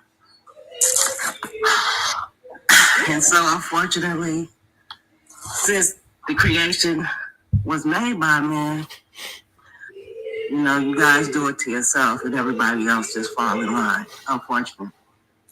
Mm-hmm. I agree. Are women pedestalized? Pedestalized? Certain women are. No, are women as a group pedestalized? No, I agree. not at all. We second-class citizens, right? Yep. So no, not at all. But Pub, I just wanted to come up and say that, and keep doing. You're doing God's work, brother, for real. Thank you. Can I say something? Yeah, go ahead. Sorry, I didn't know if I was like interrupting. No, go so ahead. one thing with the whole pedestalization or whatever, for me, like I get a lot of men are mean to me a lot of times, like because I don't want to date anyone, and they're always telling me like, oh, well, just you better hurry up, like you're gonna be 30 soon. I get this in public too, like older men especially will hit on me, and it kind of breaks my heart because it's like, well, if you're telling me my only value is my age, then why would I ever want to date? Like I don't want to be with a man because of the things that they say to me continuously. Like I'll be out on the street and men, especially older men, will be like trying to talk to me, and they'll be like, oh, how old are you? I'm like 23, and they'll be like, you're lucky you're pretty and stuff, and I'm just like, it gets to me because like I already don't like myself. I'm already a naturally insecure person, so to have them say these things to me, it just like it doesn't matter what you do to make people like you. And I spent most of my life, all the way till I was like basically 20, trying to, even though I didn't know it, appeal to the male gaze. And now that I've got it, kind of in that sense, I'm not saying I find myself attractive or anything, but a lot of certain men find me attractive. I don't want it anymore. And it's broken my heart completely. It shattered me into a million pieces because, I will never be good enough. And it's kind of destroyed my self-esteem because like, well, I don't want to date now because I'm going to be 30 in how many years? You know what I mean? Yeah. So why would I even want to be with you if you think I'm going to lose all my value? I'm just tired. Like I've given up on men. I haven't even started and I've given up. That's a common story. They keep telling me to ban Inky. What Inky be saying? Come up, Inky. What you yapping about? I'm gonna invite Inky up. Someone said, "Girl, look at your profile. You like your self just fine." Why do people correlate like a couple of videos of me, you know, putting on some makeup and thinking that I like myself? Like, what? Mm-hmm. What is wrong with people? See what I mean? Like, even though, like, I can't even tell people that I'm insecure and I hate my looks without them saying, "Oh, you're just fishing for compliments." Who was that? In reality, I'm a very low self-esteem human. Like, I'm tearing up just thinking about how much I don't like myself. So, like, seeing these comments it solidifies, like, the world never will get better. Was that a man who said that? There's no pedestal. Can I say something to you though, girl? Like, I'm 29. I am actually almost 30. I've been getting that. Yeah, I've been getting that though since I was like 18. You know, same thing. The pretty privilege only lasts so long, right? And I much prefer for people to compliment me for things that I have control over, like my intellect, or my sense of humor. But okay, first of all, I just want to say that you're beautiful. And this I thought you were like 25. I thought you were like 25. Oh, that's really sweet. Thank you. You're beautiful. This is coming from a woman.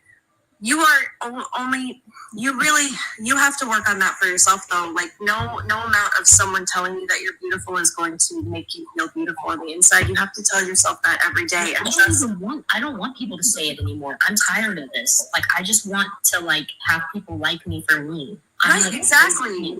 So yeah, and that's stuff that you have control over. You can educate yourself.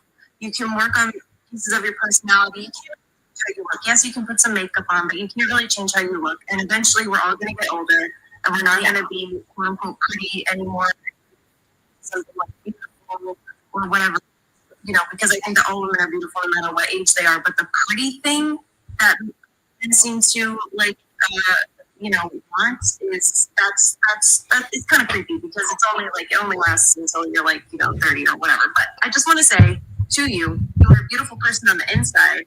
Also, and you have to tell yourself that every day. This is something that you can intentionally. Let's just end this conversation because everyone's like getting upset.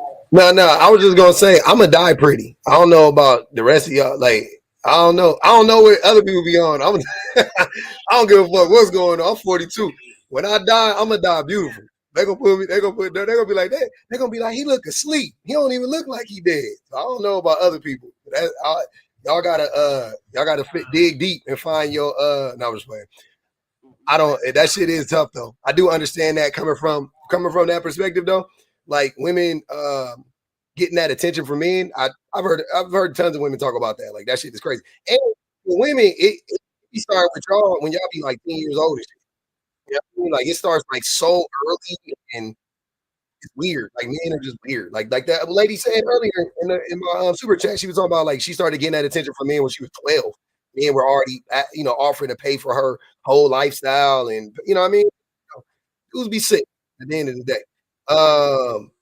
100%. Celestial, go ahead. Oh, I don't know.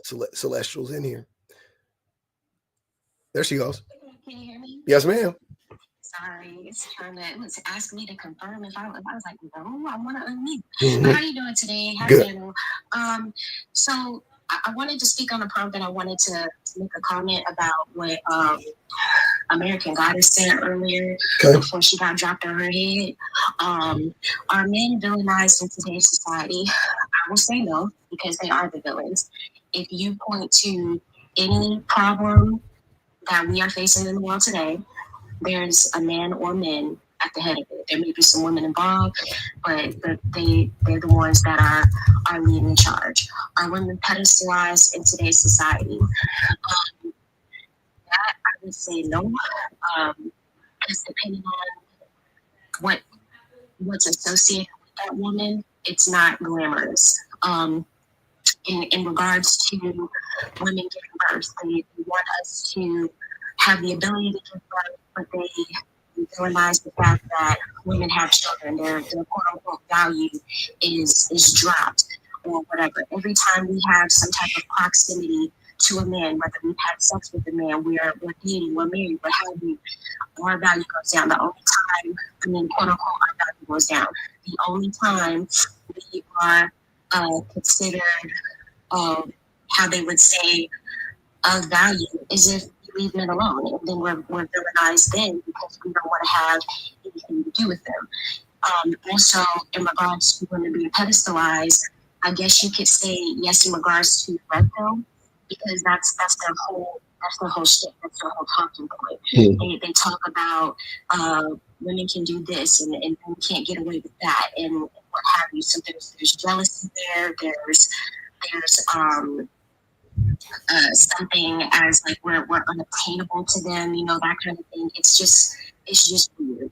Yep. So that's speaking on the prompt. But in reference to American Goddess, she said earlier before she got dropped on her head, if all this crap is going on as far as abuse, how come nobody touched her, sis? It's because you. Wait, what happened? She said if there's all these women suffering abuse, why hasn't anybody abused her? And that's why I dropped her. That's why I gave you that 50 to drop her, because not today, sis. Absolutely not. So I didn't even hear that. When she said that, I said, fuck you. Sorry. Like, I got the 50 today. But yeah, she said that. So she's like, why hasn't it happened to me? And you know why, sis? Because you're lucky. Your husband, your boo thing, could get a wild hair up his ass tomorrow and start abusing you. It's really because you are lucky. You ran into the wrong one yet. You don't think that I've spoken. I don't know if you guys. Okay, I don't know if you were in here, but I had a woman up here who was saying similar stuff. Right? I was never abused. I've never been abused by a man, like that type of stuff, right? And I kept having a conversation with her. Come to find out, she had been abused by every man she had been with. So, do you think that it's a chance she actually hasn't been abused, or do you think she's lying, or do you think she's coping, or do you think she's masking? Like, I remember I forget who was talking about this the other day in reference to pick-me's. I don't remember if it was Peachy or Shan. But in reference to married pick-me's, the only reason she's putting up this facade is because she wants that validation from everybody that comes along. So she may very well have been abused and maybe being abused right now. We don't know just how quality this husband is. Obviously, he ain't giving her the attention that she needs because she up on the internet acting a fool. What if sometimes people romanticize their abusers, and I know this because I did do that. I've been in a relationship, and that this is a intense great me, and that was the only experience I've ever had. And when I'm saying that people romanticize people who do those things to help them cope, and they say these things, I know this because I've been there. You know what I mean? Like, I know it's intense what I'm saying, but like when that happens to you, like sometimes your brain does really weird things to help you. To cope, Cope. Yeah. So sometimes you romanticize men, or you romanticize your abuser, or you go, oh no, men are great, wonderful creatures. And that happened to me. Like, we went through everything. That's why I'm not telling her, like, everyone in the comments are being so mean to her. And I can't even find it in my heart because I was hurt. But Dash, were you going around publicly saying that men are not, like men aren't the problem and blah blah blah blah, or were you just for a few months after it happened, and it was like super misogynistic, and I was like falling into these really weird tendencies, but I was like going through a psychotic break as well. So you know what I mean? So yeah, sometimes you do that, and you just have to kind of feel sorry for them because that's not mentally like to perceive life like that. And to not be able to have sympathy for other people who are being abused. Sometimes it's a coping mechanism because if you're doing that, then you have to have empathy for yourself and the abuse that you've been through. Does that make sense? No, I understand. That makes perfect sense. Yeah, I get it. I get you, but in all honesty, you being hurt doesn't give you the authority or the permission for others. Yeah. If she's hurt or if she's going through something, she needs to be sitting on somebody's freaking couch and talking about that. But the way I hold no excuses, because what she's saying can get women hurt. And I'm saying hurt because we're on TikTok. We know what happens when you put that kind of mentality into people's heads. It's it's in victim blaming, all of that. I get it. She's hurt. We've all been hurt. One in three. And I count myself in the 1 in 3 twice over. But you know what? At the end of the day, I absolutely will not tolerate or hear someone in a space talking that BS. Absolutely not. Yeah. I don't care. And obviously, she's content in her cage. Her cage of marriage. She's got the husband. She's got this. Sis, if you need to validate yourself that much, go ahead. But you don't get to tear other people down in order to do that. That is unacceptable. Yeah. Yeah. Go ahead. Amanda, did you want to say something? I'm sorry to both of them. I'm actually all three of you. I'm sorry to all three of you. It's okay. I'm okay now. I'm gonna drop you for having me. Sorry, Okay, I'm Dash. sorry. Oh, no, Celestial? Okay. Yeah, no. Okay. Well, hey man, y'all know what time it is. I think we hold on. Say something. Let's see what Demetrius, what's up, family? Hey, not much. Chilling. Go ahead, brother. You want to address the prompt? Yeah, so I address both. I'm gonna go with the pedestalized in today's society first. So in my idea, the way I view it, I think it's more so like, once when we're growing up and we're younger, it's always like, hey, do you have a girlfriend or this and that? So it's like, if you don't have a girlfriend, then you're seen as less of a man, or you're not. I think it's more so in that. I don't think they're, on a pedestal when it comes to like rights and eco treatment and all that. But I think when it comes to like, you mean like men? They see that as a prize. You mean like women, men having proximity to women, or having access to women will bolster his social capital. Like his social capital will actually go up because, oh, you have access to women, or you have a girlfriend, or whatever the case may be, right? Yes. Okay. Yeah. Yes. And I don't think it's right, but that's what happens. Like, and you see it on these slides all the time. Like, the argument is like, well, do you have a girlfriend? Where's your girlfriend? It's like, so now that he doesn't have one, he's less. It's like, that's what I see it as. I mean, it depends on what context we're talking about, though, right? Like, if men are up here saying harmful things about women, or men are up here talking crazy out the side of their necks about relationships, and then we ask him, so where's your girlfriend at? Do you have a girlfriend, or da-da-da-da? I think that's a valid, I think under those circumstances, that would be a valid question to ask. But in general, who gives a fuck if you're single or not? Nobody cares if a man has a girlfriend, right? Men are single men are not treated the same as single women. Like when a woman is single, no, not at all. Yeah, she's villainized. What's wrong with her? You 35 years old and single? You ain't never had kids? A 40-year-old man without kids is a catch. A 40-year-old woman without kids is a problem. What's wrong with her? She wasted her life. She gonna die alone with her cats. Blah blah blah blah. Right. So it's not. So yeah, I wouldn't. Don't know. I don't think it goes. I think it's quite the same thing. I wouldn't say that would be pedestalizing women if they're saying that you having a girl or you having access to women, gives you more social capital. I don't think that would be an example of pedestalizing women, if that makes sense. I think that would just more reflect how that would reflect how men view women as currency. Okay. Right. I'm not going to disagree. Like, I can see where you're coming from. Yeah. Because they're not saying like, oh man, women are so great and you have access to them. That's not what they say, right? Even when they are, that's what I'm saying about men is men walk this tightrope between, like I won't say the truth and a lie. They live on the side of the lie, but they have to navigate that space so tightly because they can't give it away. They can't actually say, look how valuable women are. Right?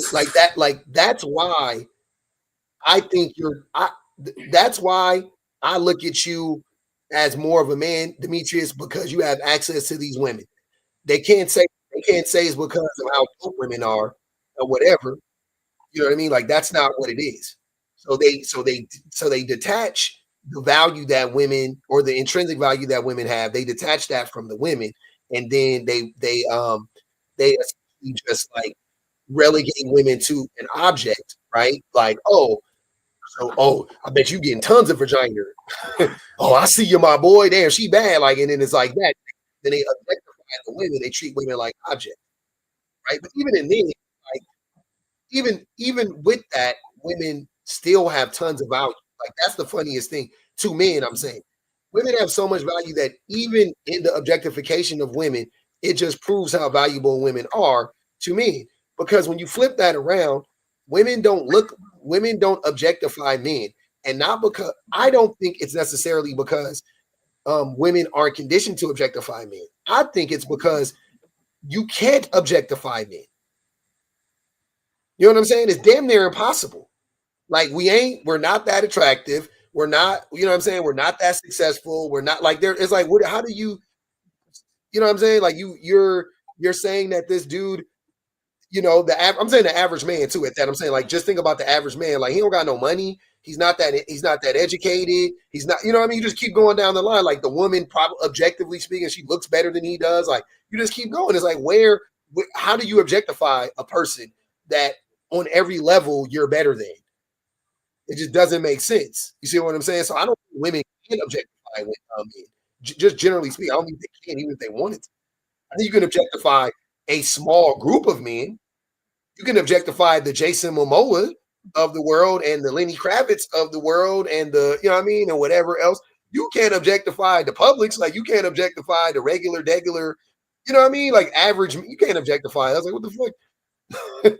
Shit don't make, what the fuck? What do we have to offer? Like where's our intrinsic value at? Right? Where is it at? It doesn't exist. And that's why men, when they say, well, men have to they have to earn their value. Yeah, because men don't have intrinsic value. And I'm talking about men in general. Some men do. Some men work. Some men are, whole-heeled human beings, and so forth. But most men don't. So most men don't bring much to the table in that way. They don't really, they don't really bring like the things that are like very, like really important to a relationship. They don't. They're not bringing all of that stuff. Mm-hmm. When you say like the value and intrinsic and everything, do you feel like that double standard though? Because everyone's different. What do you mean? You say like men don't bring you. If we're all equal, we're not. We're not all equal. Values that women have that men don't have. We're not all equal though. We're not all equal, Demetrius. But isn't that what we want though? No, I don't want equality. I want equity. Because we're not all equal. I'm 6 feet tall. My wife is 5'2". There are certain things I can do that she can't. Like we're not equal. She's smarter than me. There's certain things she can do that I can't. We're not equal, right? We want equity though. We want everybody to be able to have like it's about like the floor and not the ceiling, right? So it's, what is your standard, your baseline standard of living, right? I want that floor to be where everybody is treated as a human being and everybody has access, to the things that they need to live a very like safe and productive life, right? Like just to put it in layman's terms. If you take that and you want to become, goddamn LeBron James or whatever, fine, right? Then you're on some other shit. But I think every human being, for the most part, I think we all deserve, food and shelter and safety and education and love and decency and respect. Like, I think everybody deserves that, no matter what, right? So we need equity, not necessarily equality, right? Which I guess when everybody equity, then we all quote unquote would be and that's. But equity is the real goal. And no, women don't, because of how men are conditioned and the way that women are conditioned. Men are born with intrinsic value the same way women are born with intrinsic value. But what ends up happening is that society tricks men or conditions men to forget that part of them, right? It's like, I don't know if you ever seen the movie Hook. When Peter Pan grew up, Robin Williams, when he grew up, he forgot he had to, when he came back with the Lost Book, he had to remember. He had to remember that part of it. That part was in there, but he had to find it again, right? That's how men are. Like, men, we grow up and then we lose our humanity. Like, when we were little, my son is 8. My son loves people. He loves, you know what I mean? Like, he's not a bigot. He's not sexist. He's not, you know what I mean? He's 8. He's 8, right? But by the time he's 25, I'm hoping he's not that guy. But fuck, society, you know what I mean? It conditions you to be that way as a man. And asking and think about that for women. You're saying that we're equal, but how can that be when women and men most men are misogynistic. Most men hate women or have a disdain towards women. How can we be equal just based on that alone? How does that make any sense? You're in a relationship with a woman. She doesn't hate you, but you hate her. You know what I'm saying? Like, how are we both bringing the same things to the table? Like that disqualifies men off the rip almost of being like equal partners in a relationship. If a man is coming into a relationship and he already has a disdain for her simply because of her gender, boom, he's already starting at a deficit, and she's not, right? And that is due to societal conditioning. I believe. I don't think it's natural. So men are taught to think like this about women, and then we come into a relationship and we already are starting behind the 8 ball. We have to catch up, and women don't. Think that women get the same thing though? What do you mean they get the same thing? Like, if men have this disdain for women already, and then they get in a relationship or whatever, don't you think that women go through society and they have their as well, and they also view and have a disdain for men? They can, but most don't. And my proof of that is because most women still deal with men. And women actually hated men, like if they because their hatred would be reactionary, right? Their hatred would be rooted in the way that men treat them. It wouldn't be because of the gender of the person. It would be because of the way that men treat them. The same way there's no such thing as reverse racism, right? If black people don't like white people, look at history. Now you got to, you know what I'm saying? Like if it's a group of black people, like, yeah, man, I just don't trust white people. And you think I'm gonna sit there and be like, man, you're a bigot? You just like, come on, bro, you got it. Like I'm gonna be like, no, I get it. I don't feel like that personally, but I get that. I totally understand where you're coming from. I hear you. If there is a group of women that's like, yeah, I'm cool on me. Like, matter of fact, I despise me. I'll be like, yeah, you know what? I get you. Rob just came up here and told her story and just said that she was, molested in her household. And many women have that story. 1 out of 3. Celeste talked about that. Dash just said she was raped by a man. If they like, yeah, that's some extreme shit. This is what I'm saying. That's extreme shit. What do men have to say about women? I've never been raped. I've been lied to probably a few times by women. That's as much as I got. I've been lied to a few times by women. I've never been abused. I've never been used. I've never been physically harmed. Like, never, ever. And most men have the same. I'm not saying every man has that. So I'm saying the vast majority of men would say the same thing. It's usually by a man. Yeah. Almost always by a man. And I'm saying, what I'm saying is like, I don't even hate them, but it's just like that one experience made it so like now I can't be intimate with anybody. So you know what I mean? Yeah. That's kind of me. Like Men have to think about their actions as a whole. Like, what are you doing to us? Like, how can you do this to us and expect us to like not be bitter? Because I'm bitter and I'm 23. Yeah. You know what's crazy? It's weird that men understand, because men will say, Cindy Lou broke my heart in the 3rd grade. She pushed me down on the playground. I told her I liked her.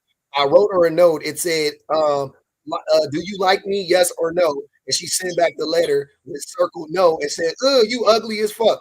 And then went off to be with the boy with the leather jacket on. It looked like the Fonz, and she chose the bad boy over me. And since then, I hated women. Like, men will understand that story, right? Like, they'll tell that story. And 99.9% of the time, that shit didn't even happen to them. It happened to the man that they know, right? It didn't even happen to them. It just happened to a man that they know, right? Cool, allegedly. But then they won't understand a woman being abused by a man and having feeling some type of way about me, and they'll be like, oh, it's just bitter. Like, what? Like, ridiculous. Like, what were you wearing? Oh, y'all were dating for like a year? And it's like, yeah, but I wanted to date for marriage. But what were you doing hanging out with his family doing a trip if you were waiting for marriage? And now my whole future's destroyed because we can't.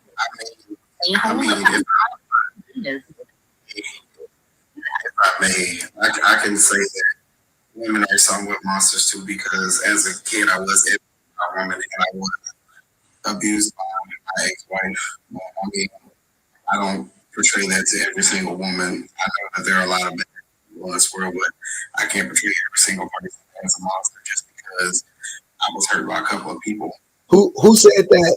First of all, when you say women are somewhat monsters, that's a weird statement. But some women are monsters. Yeah, some women are monsters. Which, does anybody up in here disagree that some women are monsters? Because I don't. Everyone can be a monster. Anybody, any group of people are capable of being monsters. But when we talk about men, then you're not understanding the statements. Because right after I was done telling my story about being assaulted, like, yes, oh, they always do that. Yeah, men who have been that age. 10 minutes. Yeah. Just because you were assaulted, I'm not saying I don't have it. You don't even have empathy for me, but you want me to have empathy for you. What kind of sense is it to me? I don't think she doesn't have empathy for you. I think she's just calling out the fact that you. Hold on, brother. Hold on. I think she just clocked the fact, and this happens a lot. This is not a new. You wouldn't be the first or the last man to do this. When women talk about being SA by a man will say, "Oh, I was SA by a woman too. I was SA by a girl too," or something like that, right? Oh, why? Why would that be? Why do y'all only 10 minutes? So I've also been assaulted, but I didn't bring it up because I wasn't derail. Yeah, go ahead. Let King respond. Go ahead. Let King respond. Well, you know, in order to get the y'all were talking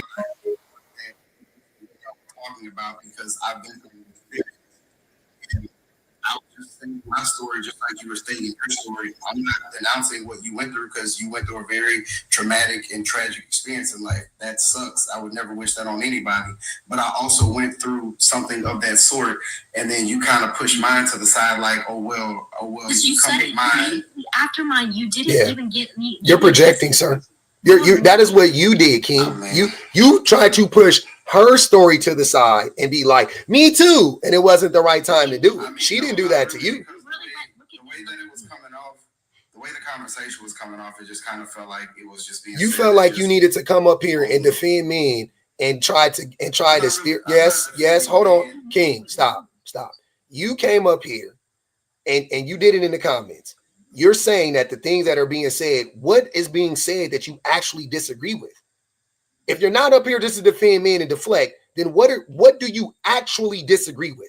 Your story aside, what do you disagree with? The way that the story came off, it felt like it was just saying that this only happens to certain people. That's the way it came off to me. And if I perceive, hang on, let me finish. If I perceive that wrong, I apologize. 100% that was wrong. Nobody thought that she was saying that. Let me Understood.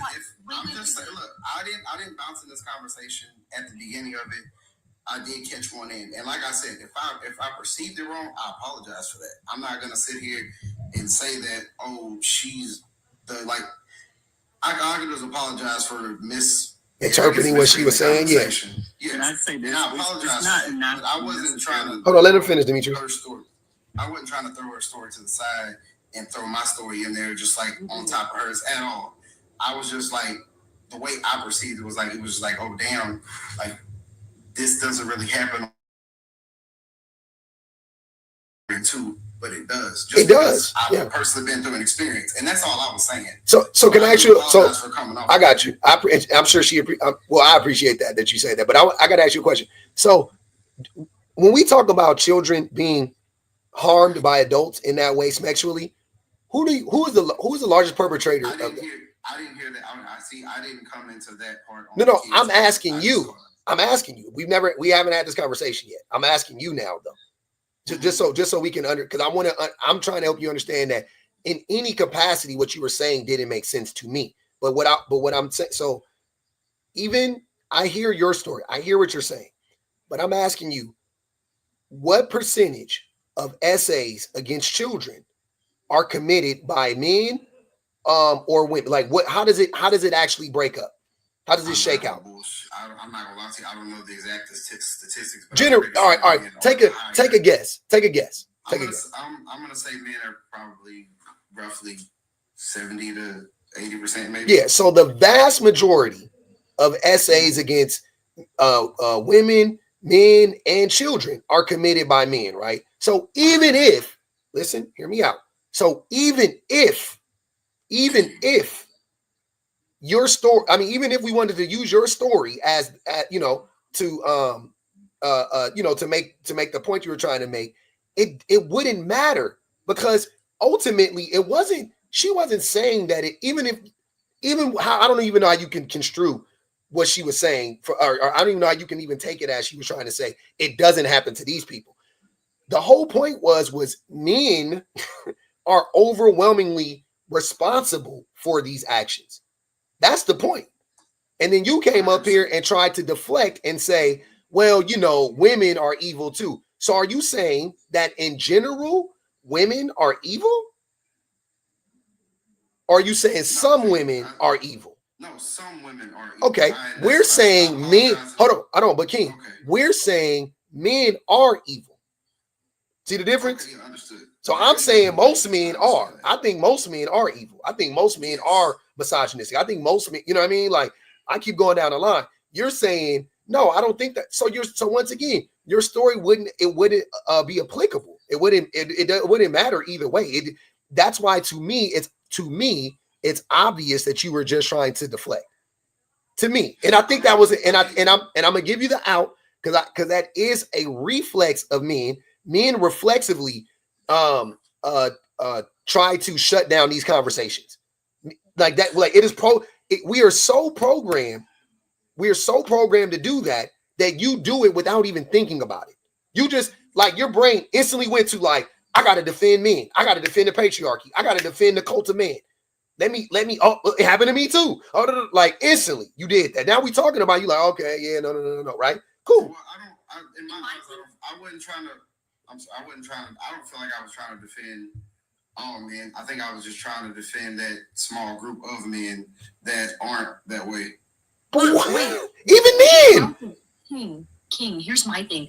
I just don't know why you couldn't have waited maybe like 5 to 10 minutes to then do that. Like if you weren't defending yourself, you would have been like, okay, I have this really pressuring story on my heart and I want to share it. But right now I know that someone's telling an assault story and you can tell that it's kind of like, like they're just getting it off their chest, and then you're over here immediately, right? Not even when I'm quite finished, you're like, oh, but look at men. So that's how we know that you are full of crap, unfortunately, because you could have waited 5 to 10 minutes. Any normal person would have done that, but you are defending a cause, which is men.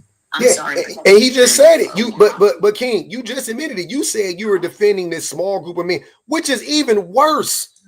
You can't even defend men. Hold on, King. You are admitting you can't even defend men as a group. You got to defend the most small, minute group of men and say, well, not these men, not these 17 men, when we talking about men, and you're like, come on, bro. You don't see the problem in that?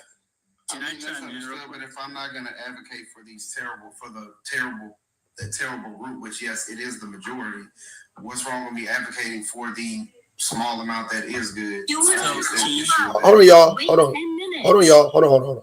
The reason why, King, is why is that necessary? Right? So I'm gonna do, we black, so let's do the black thing. Mm-hmm. And we talking about racism systemically. We saying most white people are racist, We talking about the system of oppression, and we talking about, and I'm telling you how I was harmed as a black person by the system of by racism, blah, blah, blah, blah. And you come up here and say, not all white people. What if a white person does that? Let's say not you, but a white person does that. How would you feel? What do you think that they would be trying to do in that instance? What do you think their point would be? I mean, exactly what they said was just say that it's not all of the people. It's never just that, though. But like you said, you're talking about that majority. I understand where you're coming from, and as far as her saying I should have waited 10 minutes, I mean. As I said, hold on, King, bro. I really want you to answer that, though. Just mention on her part. I know, but I want you to answer what I just said. I want you to answer that question because you just kind of blowing past it. What would you think? What would you think? Seriously, what would you think? If a white person, while we're talking about systemic racism, and they came up here and said not all white people, what do you think that why do you think that they would say that? I mean, maybe they just feel like it's not they want to protect, they want to say there's a amount of people out here that aren't like that, which we understand, but in your eyes, we're not talking about that specific group. So the way you feel is they don't have any place in this conversation, which I understand. No, I'm saying the reason why they would be saying that is to shut the conversation down. It is literally to derail the conversation. Because nobody up here speaking in absolutes. I haven't heard one person up here say all men, all women, no women, right? That's never been implied. It's never been said, period. So you saying like, oh, I didn't know y'all wasn't talking about all men. How didn't you know that? Did you ever hear anybody up here say all men or all women? You knew the whole time we weren't talking about all men or all women. Like, I'm not understanding. And here's the last thing. Even if I was speaking in absolutes in this particular case, I would be closer to the truth than you are. Right? If I say all men are toxic and all men are bad, I'm closer to the truth than a man saying, well, not all men. but you're not speaking the entire truth regardless of how you put it. Okay. Go ahead, Demetrius. What's up, you guys? How y'all doing? Good, brother. Demetrius, go ahead, brother. Hold on, Carlos. So I'm just gonna say to King, and this isn't like a thing. And I'm not trying to bring it up. I've been on the receiving end of essay from both a man and a woman, but I didn't bring it up. And the thing is, the reason why, and it's terrible that it happens in general, anyone who does it, is a heinous act. It's not the fact that you did it, it's the fact that it was the first thing that you said. Like, you didn't introduce yourself, you didn't say... Well, he had said it in the comments, that's why. You just jumped in and said, oh, well, I did this. And it's that's the reason. And the reason is because, like, I get you're trying to defend that point and those certain people as yourself. But it can be seen as, like the prompt says, are men villainized? And the only reason you would jump in with that is because you're basically trying to say, yeah, they are villainized and they shouldn't be. Yeah. I was about to, Carlos, where'd you go?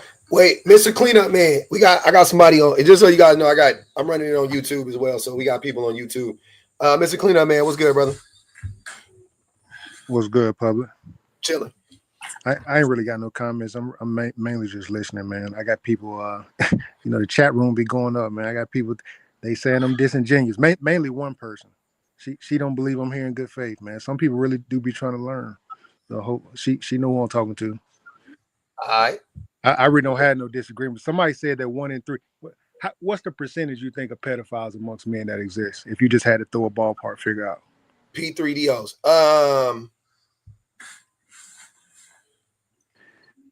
I mean,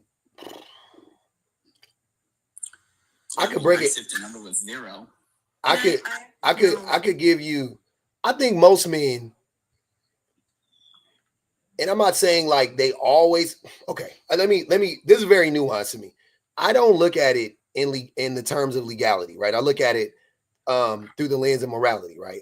So I'm 42. I think it's weird to date a 20. Like I'm 42. I would never date a woman under 35 years. And I won't say never, but I'm married, but I'm saying like if I were single, I don't find 22-year-old, 20-year-old women like attractive to date. Like, oh, she's pretty, or you keep it pushing, right? But like as far as like, bro. Oh my God. Huh?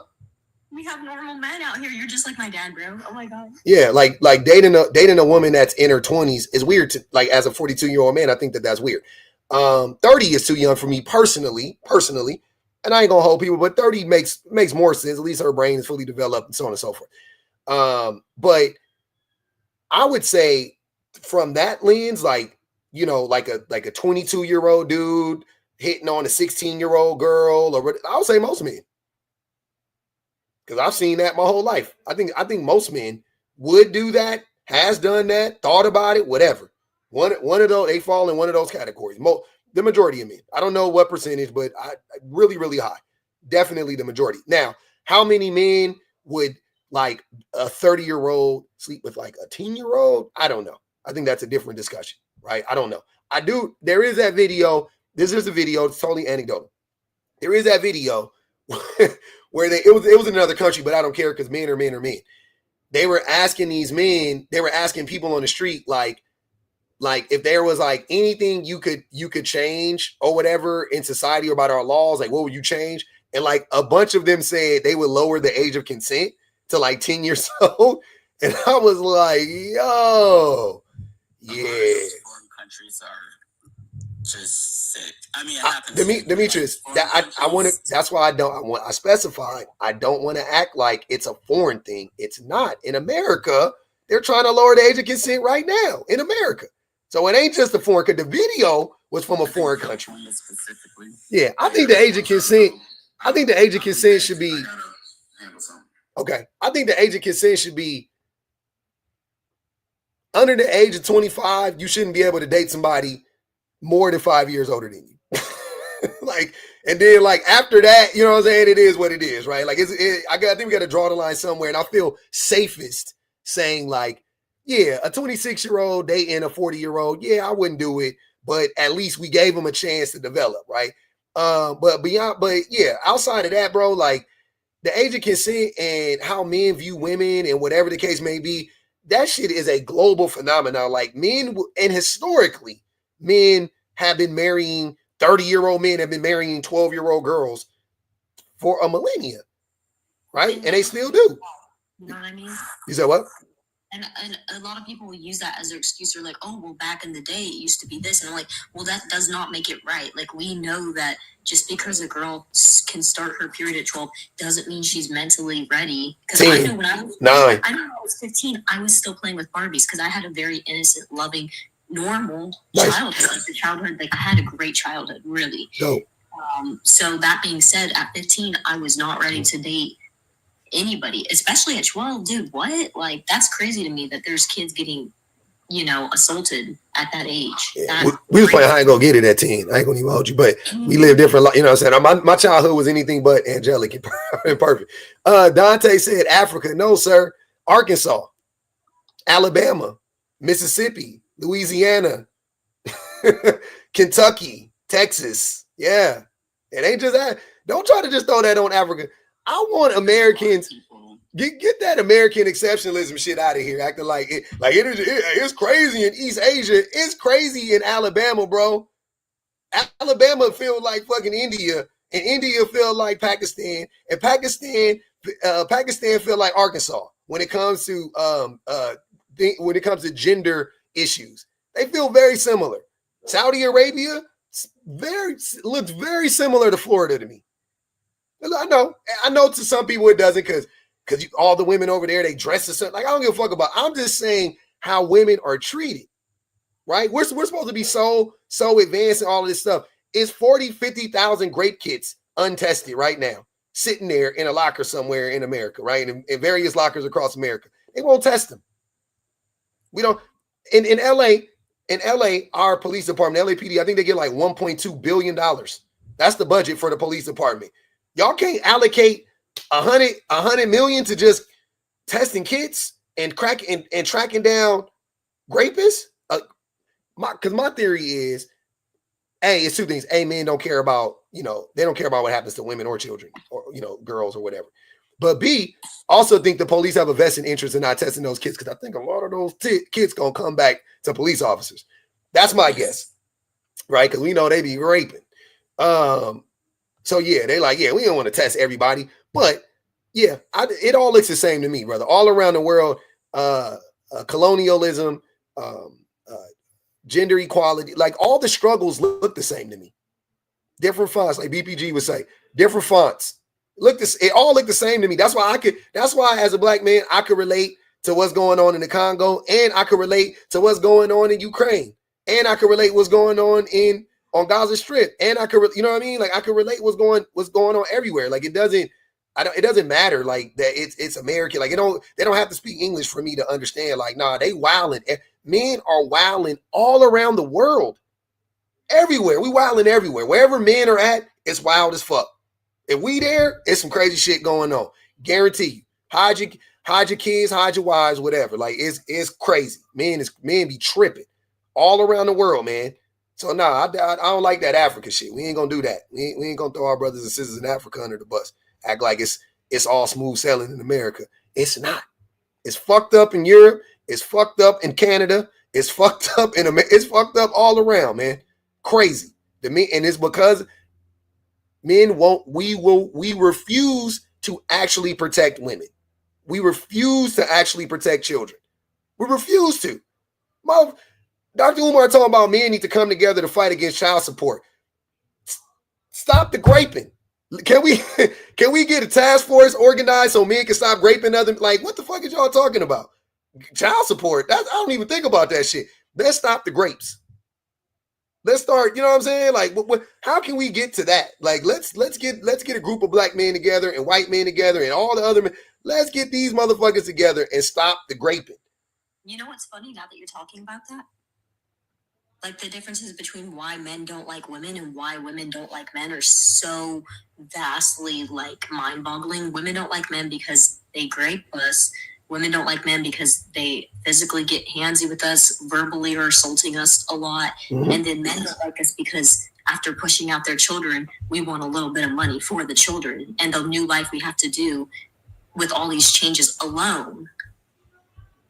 Facts. Men don't like us for that, but the reasons we don't like each other are so like wildly different. It really just shows like that men don't care about us. Men don't like women because women got degrees, and women don't like men because men be graping them. Like men don't like women because women be like, yeah, I'm gonna go buy a house even though I don't have a family, and I think it's smart for me to invest in some property. And the men be like, how dare she do that? And then the women don't like the men because a man lied to her and said that he didn't have a baby and he had 3 babies, you know what I'm saying, or whatever. She didn't know, and she found out 5 years into their marriage. Shit like that. That's why women don't be liking men, because of shit like that. The shit we be doing to them, not the shit that men do in general. It be the shit that we do to them. It be directly related. Like, y'all don't like them because they do X, Y, and Z to women, and then men be like, yeah, I just don't like that they wear makeup. Because makeup is a lie, right? How did you become this aware? That's my question. How did you even become this aware? Because, like, I only know, like, maybe you and my dad, basically. You're the only 2 men I know. Not even my brother. My brother's probably going to be one of the people hurting women, unfortunately. Jesus. But how your daddy didn't help your brother out? Well, he's trying every single day, but it's like the world got to, like, I heard him last night. He was like, you don't talk to your sister like that. You don't treat your mother like that. The closest thing you'll ever see to like what a man treats a woman like or should treat a woman like is the way I treat your mother. Have I ever yelled at her? Have I ever called her name? Have I ever shoved her? He's like, what makes you think you can treat women like that? But it's just like, he's a mechanic, so he works with a lot of like men that talk about women horribly. Your brother does. Yeah. Your brother's a mechanic. I'm saying. Okay. Yeah. So like I think it's partially that, and then also he listens to like a lot of Andrew Tate. So he's always like, "Go make me a sandwich," or he's always mean to my mom and stuff. And you know, like he's always yelling at her, and it's like no one else yells at my mom except him. And it's just like it bothers me because I know deep down I'm like, and it's low key. I hate to say this, but it's low key also kind of on my mom because growing up, she would make excuses for his behavior. Like she needed, like as a child, she would coddle him. But your dad didn't coddle him? No, like he was all in his butt, like all the time. But also my dad's like, he's a psychologist. He got his doctorates in that. And he's a gentle guy. Like he's a very kind man. Wow. Like, he's the kindest man I know. Like I don't think I've ever heard that man like get angry. Like, you know what I mean? Mm-hmm. Like he's just a good. I think you should go in your brother. I think you should get a bat and go in your brother's room when he's sleeping and whoop his ass. Because I know you can't really beat him up like on a 1-to-1, so don't do that. But just tell your dad, like, be like, "Hey, I'm about to go in there and whoop. You know what I'm saying? We're about to whoop the shit out of Chad today," and just let him know, and then just run up in his room and fuck him up. If you were a man, I think it should a fade. Like I'm all for fatherly fades. You know what I'm saying? I'm a son. Like I'll beat up my dad in the heart, but I don't care. I'm for fades all day. I like fade. I think 1-on-1s is still needed in life. You know, y'all be seeing those videos of those countries like they be like in like South like Peru and shit, and they got the national day where they just run fades. Like I think we need that in America. Fuck all that. What's that shit called? Purge. We don't need the purge. We need a day for fades. We need just like a day for fades, but it can't be gender. It gotta be man on man, woman on woman. But we need a day for fades in America, and we got to do it city by city. You know what I'm saying? You got to register your hands, whatever, run it up, no weapons. I think that would solve a lot. Y'all think I'm playing. I think that would actually knock out a lot of the shit that's going on. Because sometimes I'd be one. I think a fade works. But if you can't beat your brother up, I say run in there with a bat, whoop his ass in his sleep, catch him while he lacking. You know what I'm saying? Teach him a lesson. Maybe I can put oil on the floor, hit him with like. There you go. Oh, so you watch some black people movies. I like that. There you go. Yeah. I actually saw it. It was like this guy cheated on a woman. She's like, I don't like this. She started putting the oil everywhere. Yeah. And then he was getting out of the shower. We know that. That's black people movie. We know. And I was like, I'm gonna do that one day. I don't know who. I'm gonna do it. We know. What up, BPG? BPG, don't. We know. Go ahead. I came up when y'all were talking about the child marriage thing. I literally just yesterday I was looking for something else, but I stumbled across this journal of adolescent medicine, and it talked about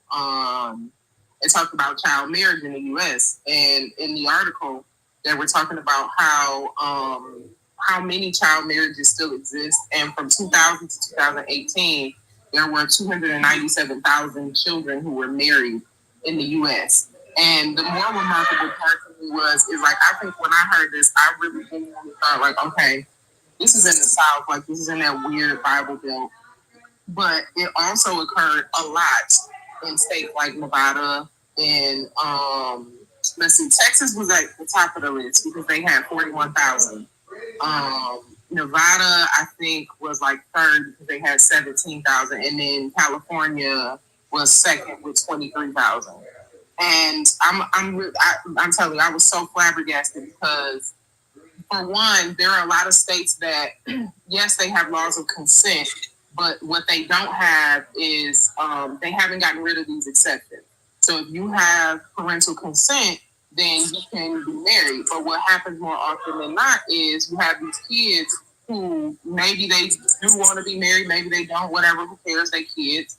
But you have these kids who are being married off by their parents. So it doesn't really, they never actually have to have consent from the child. And then on top of that, there are still a lot of states that don't have proof of age. You don't have to have proof of age. So you could take a child, maybe they're in a state where you have to have proof of age, to a state where there isn't. You can marry them and then they just go back and live where they initially lived. And I think that is the difference. And maybe that was I don't want to mess up your name, but at the top, lady at the top, Rashida,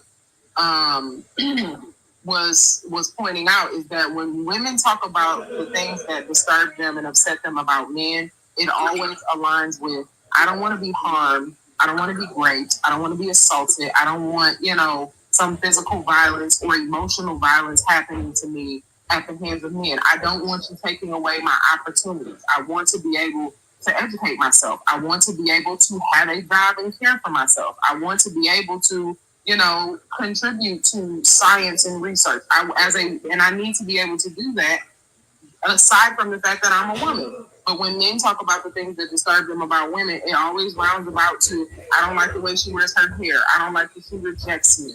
I don't like that she doesn't want to have children for me. I don't like the fact that she doesn't want to have children at all. Forget the fact that she doesn't want to have them for me. I don't like the fact that she has access to whether or not she can choose to carry a pregnancy or not. Like those are imbalanced conversations for whether or not men are actually being villainized and experiencing what women are experiencing on the other hand.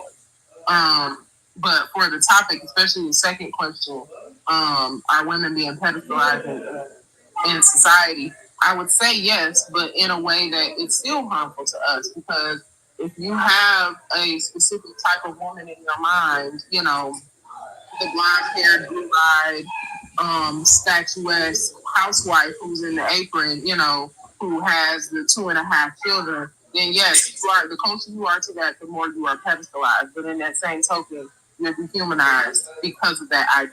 You're dehumanized because of the fact that people make the assumption that you should be this thing and that you should stay that thing and remain on that pedestal for as long as they feel like you should be worthy of that.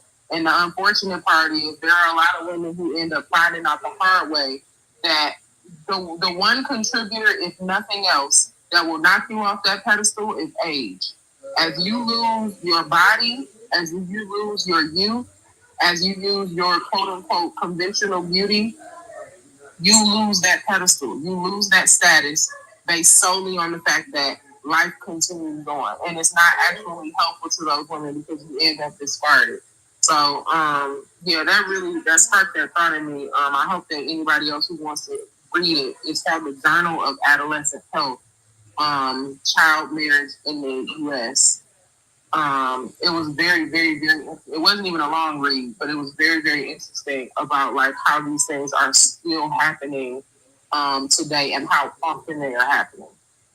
Hey, BPG, on that one, when it comes to like the age and everything, I feel like it might be part of the aspect of like having children. A lot of men see like having a child as a way of having a legacy, and then once, she's not able to have kids anymore, well, I don't want her anymore because, well, my legacy's not going to go on. And I don't know why it's a thing with men specifically of, hey, I must have a kid. I must, produce this long line of like having my name go passed down over and over again. So just on that aspect, I think that's part of the reason when it comes to the age. But it's not. So you see it happen with women who, with couples who have children together. You see it happen where a man will leave his wife of however many years for a younger woman, or you see it with men who already have children who still go after women who are, 20 years younger than them. I don't know if it's so much that it's the wanting to have kids thing, personally. It's not, because a lot of times with those relationships, you see a huge discrepancy in a level of experience and the way that the power is balanced. It would be different if those men were in relationships with those women, and more than likely they went on to have healthy relationships. But the moment that you have those relationships that have those huge age gaps where men are trying to be in relationships with women who are 5, 10, 15, 20 years younger than them, the amount of abuse skyrockets.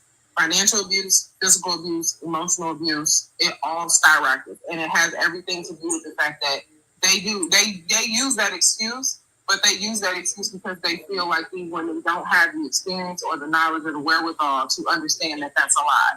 Well, I think it comes to, and when I mentioned that was just like part of it. I wasn't saying that was the sole reason. But I also feel like, and it's sad to say, but it is a control thing. You know, a lot of men like to have that control. So, you know, oh, she is a lot younger. You know, I don't want to use the word grooming, but I could groom her. She doesn't know. She's dumb. She's stupid. She's going to do whatever I say. Oh, I'm stronger than her physically is like what a lot of people say. So she's not going to do anything. Or the, oh, well, I'm the breadwinner, so I'm going to be able to control what's going on. And she's just going to, you know, fall to that thing. So it's a huge control aspect. It's more that than anything else. Even if you talk about the men who are trying to get with younger women because they feel like they'll be able to carry on the seed of their legacy. For one, what legacy? What legacy? Like, I mean, I personally think it's a stupid thing. I don't care about the legacy thing, but I've seen people, like I've had conversations specifically, and this comes from a man's point of view. I've had those conversations specifically where men have said, I want a child. I got to pass on my legacy. Like, it's dumb, but like I've seen it. Men have to start realizing that for as much as they convince women that women have a clock that's ticking, men do too. Because as they age, once they hit that 35, 40 range, I'll use that range. I think it may be 40. But when they hit that age range, the viability and the health of their sperm declines rapidly. So what they're doing is they get with younger women under the guise of, oh, I want somebody who can incubate my seed, but the seed is cracked. And when they try to impregnate those young girls, a lot of the reason why they are having children who are experiencing what people would consider these abnormalities, it's because of the fact that this man is planting his cracked seed in fertile soil. Like, that's what that is.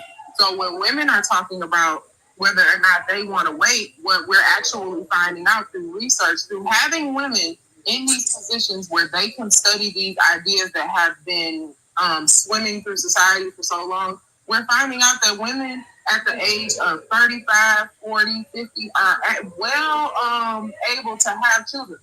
My personal algorithm, and I'm going to be responsible for my For You page, is filled with a bunch of women who thought they couldn't have babies no more and thought it was menopause, and they menopause was twins. A lot of twins. A lot of people with, it's one lady I follow, she has a 26-year-old and a 19-year-old, and they fight over who's gonna hold her baby. She has a newborn baby and a 26-year-old kid and a 19-year-old. The game that men try to play is that I want to carry on my legacy of whatever job they have, and convince young women that, oh, I want you because I know that I can have a family with you. And then they pull her in with those promises because they are bums. Because if they come to another woman that's their age, then guess what? She's going to ask, okay, what is your 5-year plan? How much money do you have saved that goes to this plan? Do you own a home already? Are we planning on buying a home? How much equity do you have in the home that you already have? Adult women ask these questions. If you come to a 20-year-old girl and you're 35 and you live in an apartment and you're leasing a really, really sweet car, then yes, that sounds appealing to her because the only experience that she has is her parents' house.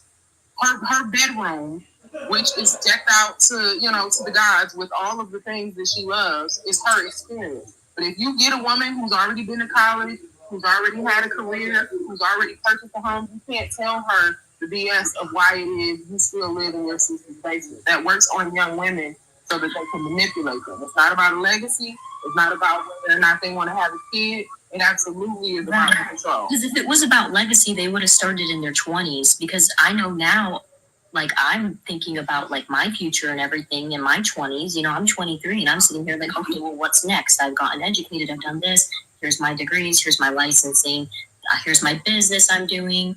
You know, I'm thinking about all those things. So, you know what I mean? That makes no sense. Why are they at 35 deciding that they want to settle down?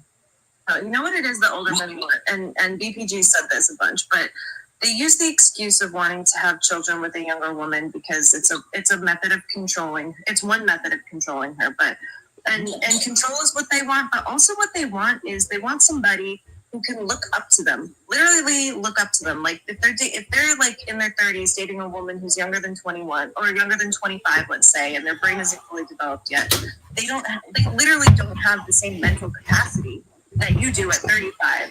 And so you're gonna seem so cool to them. You're gonna seem like so experienced. Everything that you tell her, she's gonna be so interested in and fascinated by because you have life experience that she doesn't. They feel so small and insecure about themselves that they literally like need a child to look up to them, but they don't want to have kids. They want to have a child bride, basically. I'm not disagreeing with anything you guys are saying. I think we're all on the same page as to what we're saying. So I'm not saying, like, I know I had mentioned legacy, lineage, all that stuff. I wasn't saying that was the sole point. There's some men that is their thing, but yes, it is mainly a control thing. Let me read these super chats. Tonito said, this reminds me of a time when a guy walked up to my boyfriend at the time and said, that's you? You better get her pregnant. They don't think we are human. God damn. Nigga said it in front of you. Teresa said, they demonize outliers of women to excuse men. Then they evoke outlier men to imply that most men didn't just need defense. Hold on. Then they evoke outlier men to imply that most men didn't just need defended. I think you mean defending. What percentage of kids are SA? Shit. 1 out of 4, 1 out of 5 boys, 1 out of 4 girls, something like that. Reese Scott has said, men would date younger if it were legal, 100%. Gross. That is gross. 504 Empress said, I want to come up. And then Teresa said, certain immigrant children are married off there. In other countries, I'm guessing. My bad. I've been late. I had to go downstairs and work out my lunch situation. Mr. Cleanup Man, are you still there, brother? Did you ever say anything, or are you still just listening?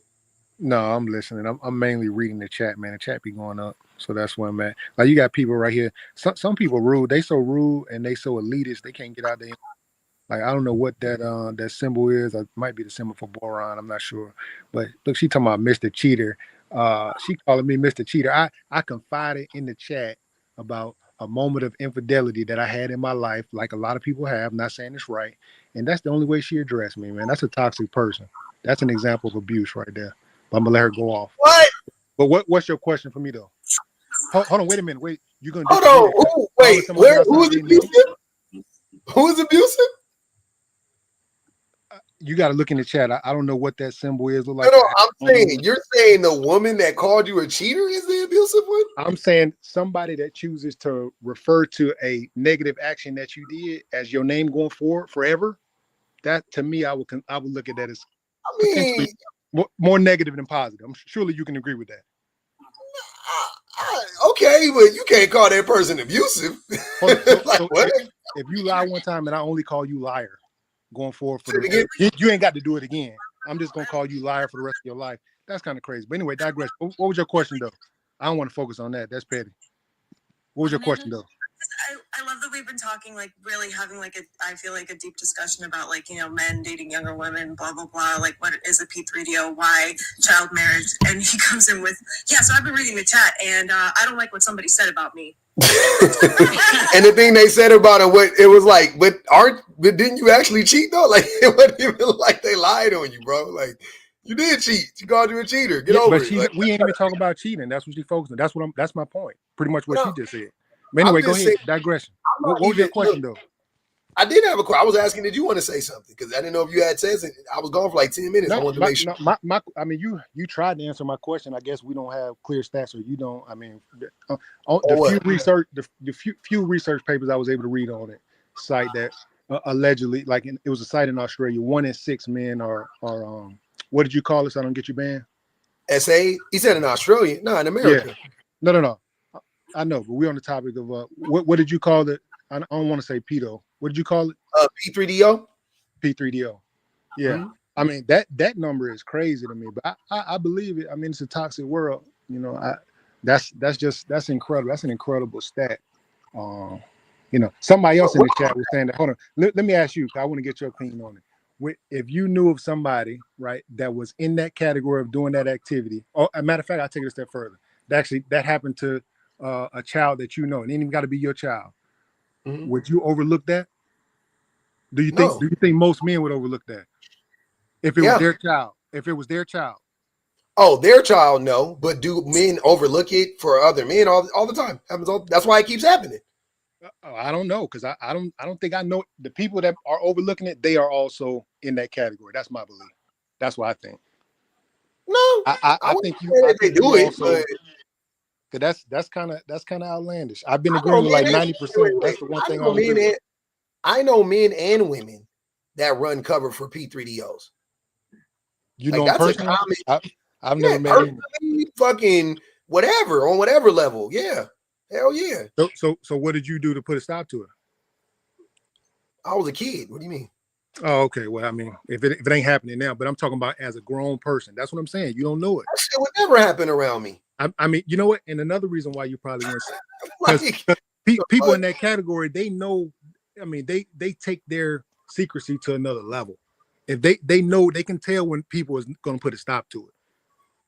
I stopped communicating with the person. Come on, that's what I'm saying. Like, when I found out what happened, when I became an adult, and it took me a while for everything to come together. But once everything came together, I was like, wait a minute, this is crazy, because it was happening in my family, and a lot of us got that story that an uncle touched somebody in their family, or touched, you know what I'm saying, or a daddy touched their daughter, or a daddy touched their son, or a cousin, whatever, and that motherfucker still be at the goddamn functions. That motherfucker show up to Thanksgiving with everybody else. He be living their life. Matter of fact, he be leading everybody in prayer. Put your head down, everybody. Take your hats off. We gonna say it. I be looking at this shit like, you motherfucker. Yeah. I be looking at the adults in the situation. When I became an adult, I was like, how can y'all live with yourselves? No, like I said, that shit would never have happened. If I would have called the police on everybody and beat his ass. Like everybody. Ain't no way I'm about to bow my head and say a prayer with somebody like that. I'm not coming to dinner no more. But I'm saying the police I wouldn't come, but the police would come. That's what I'm trying to tell you. Like, ain't no way you about to just go and do that shit. And I know about it, and everybody just like all hunky-dory, like, get the fuck out of here. But I've seen that many a time. What up, BBG? It's not that hard to do. I'm gonna be very, very honest.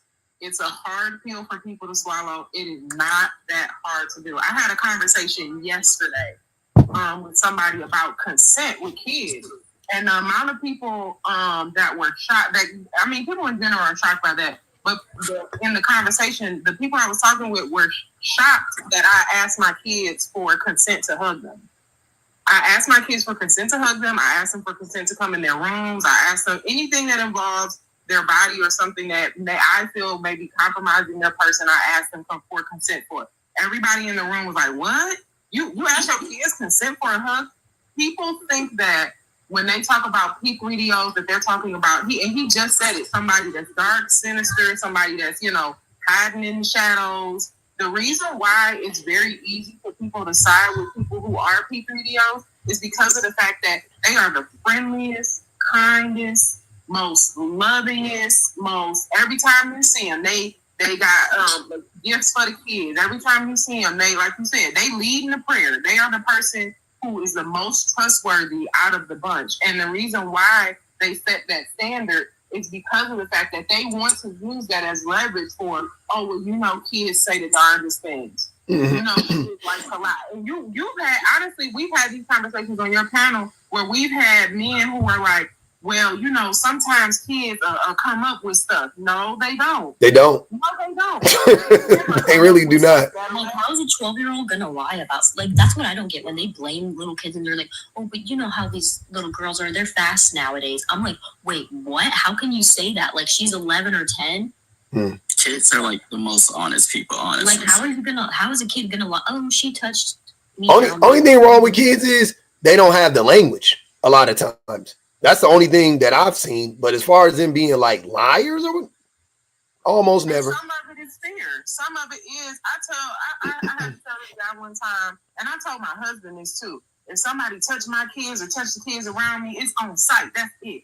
Kids hear you saying these things, and because of the fact that P3DOs build trust first, kids are terrified at the idea that you are going to harm somebody on their behalf. They are absolutely shook by the idea that somebody that, you know, again, these are the same person that's gifting them, showing them special attention, that, you know, is finding some kind of interest in them, that person who also so happens to do this really disgusting thing that they're ashamed of, that person also is not somebody that they want to see harmed. Maya Angelou was the perfect example of that. The man who raped her, he said that when her family went out and unalived him, she didn't talk for 3 years because she felt guilty. Because she was like, I feel like, and she was sick.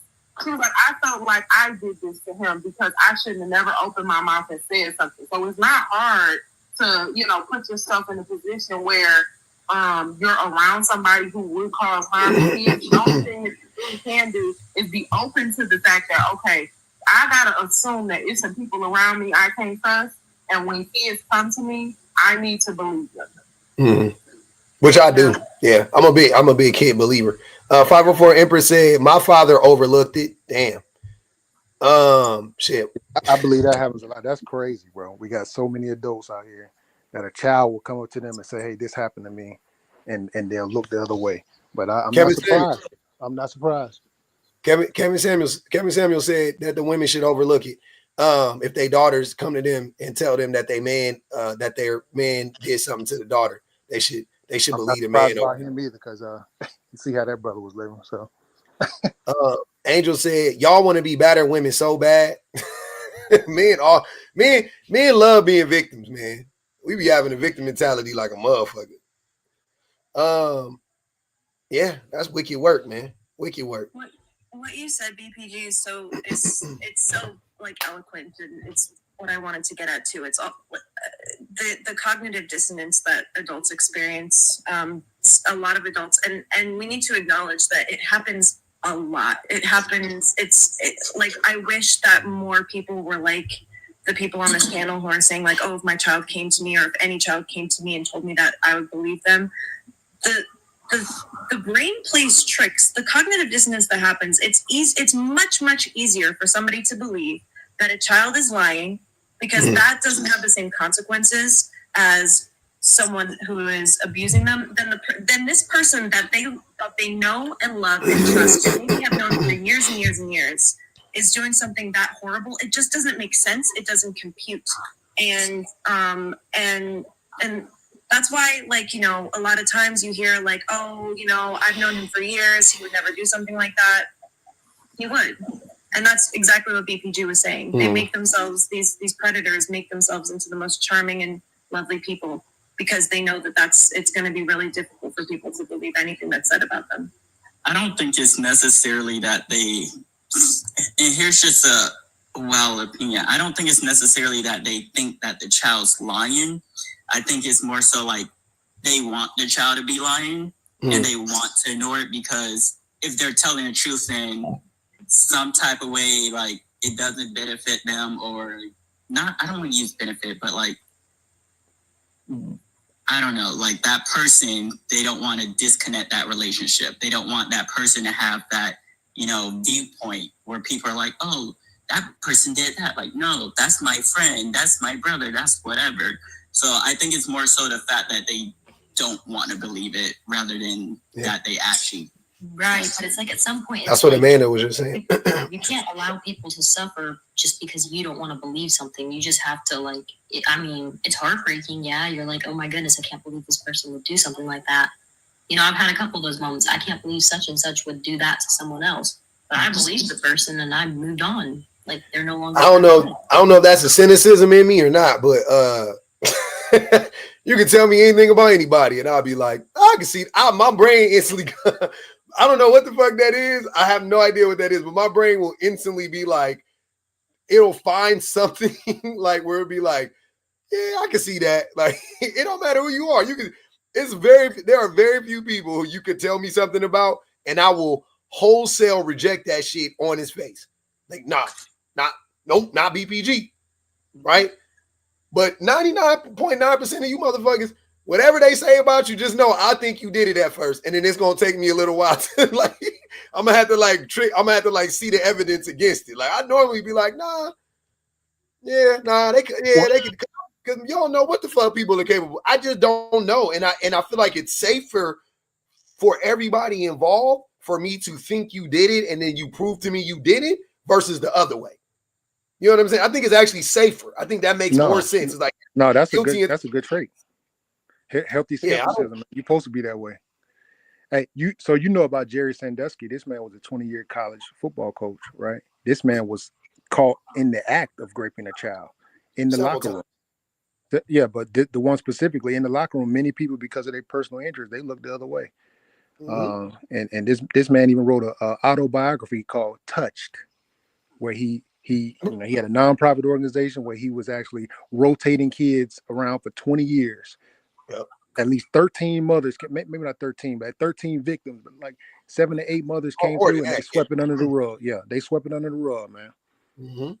Joe Paterno knew. Crazy. Yep, he had heard about it too. That's why he, all that shit happened. But yeah, there you go. Joe Paterno, Joe Pa, right? Linebacker U, Nittany Lions, one of the greatest coaches of all time. Yeah, the wife too. The wife saw him. The wife, bring kids to the basement. Like she didn't want to give up her money. It was crazy. And that's what I'm saying. It's like, yeah, we know that they all linked. Everybody be linked, and everybody have these like interests. I get, what I'm saying? Like that's why I was saying, like, I know men and women that have done that before. That's run cover for dangerous people.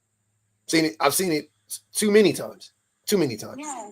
What you're talking about with personal interest, it's not just like when it comes to money, like someone like Joe Paterno or Sandusky. Like it's also when a child comes to their, and maybe this was more so in the past. Hopefully this was more so in the past, but I think it still I know it still happens to this day. When a child comes to their mother and says, so especially my father has been doing this to me.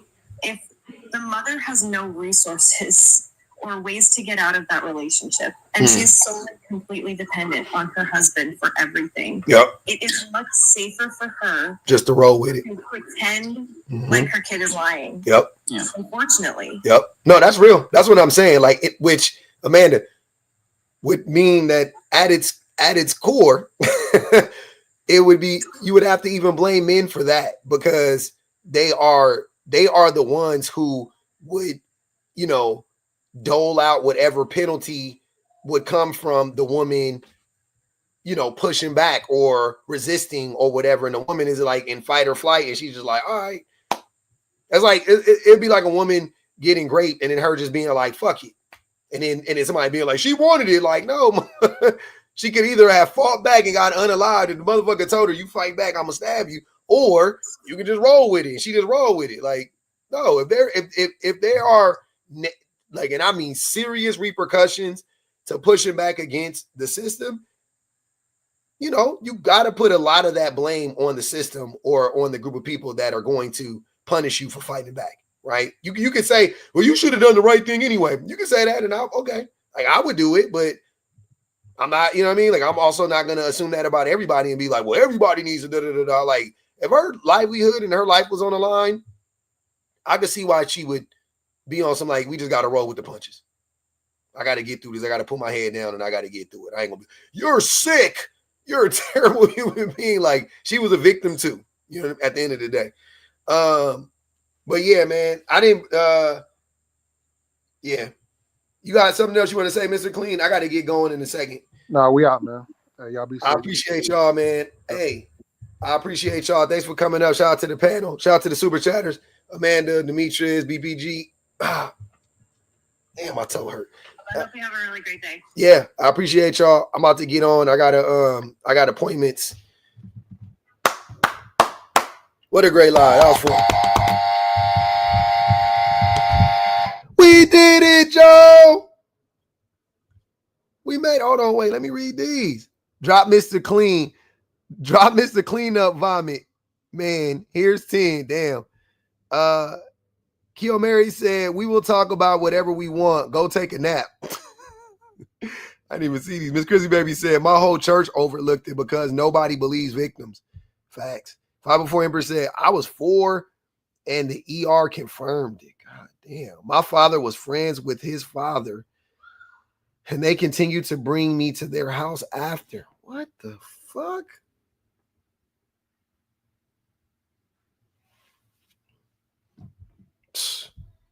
Well, there you go, Mr. Cleanup, man. You was asking, will the men protect? Yeah, they will. I know that happens all the time too. Damn. Crazy work. Crazy work. Shout out to Teresa, to Nigel, Keo Mary's, Bun Mistress, T, Uratus, Anomaly 777, Osa, Reach, Intently Purposeful, Miss Chrissy Baby. I appreciate y'all.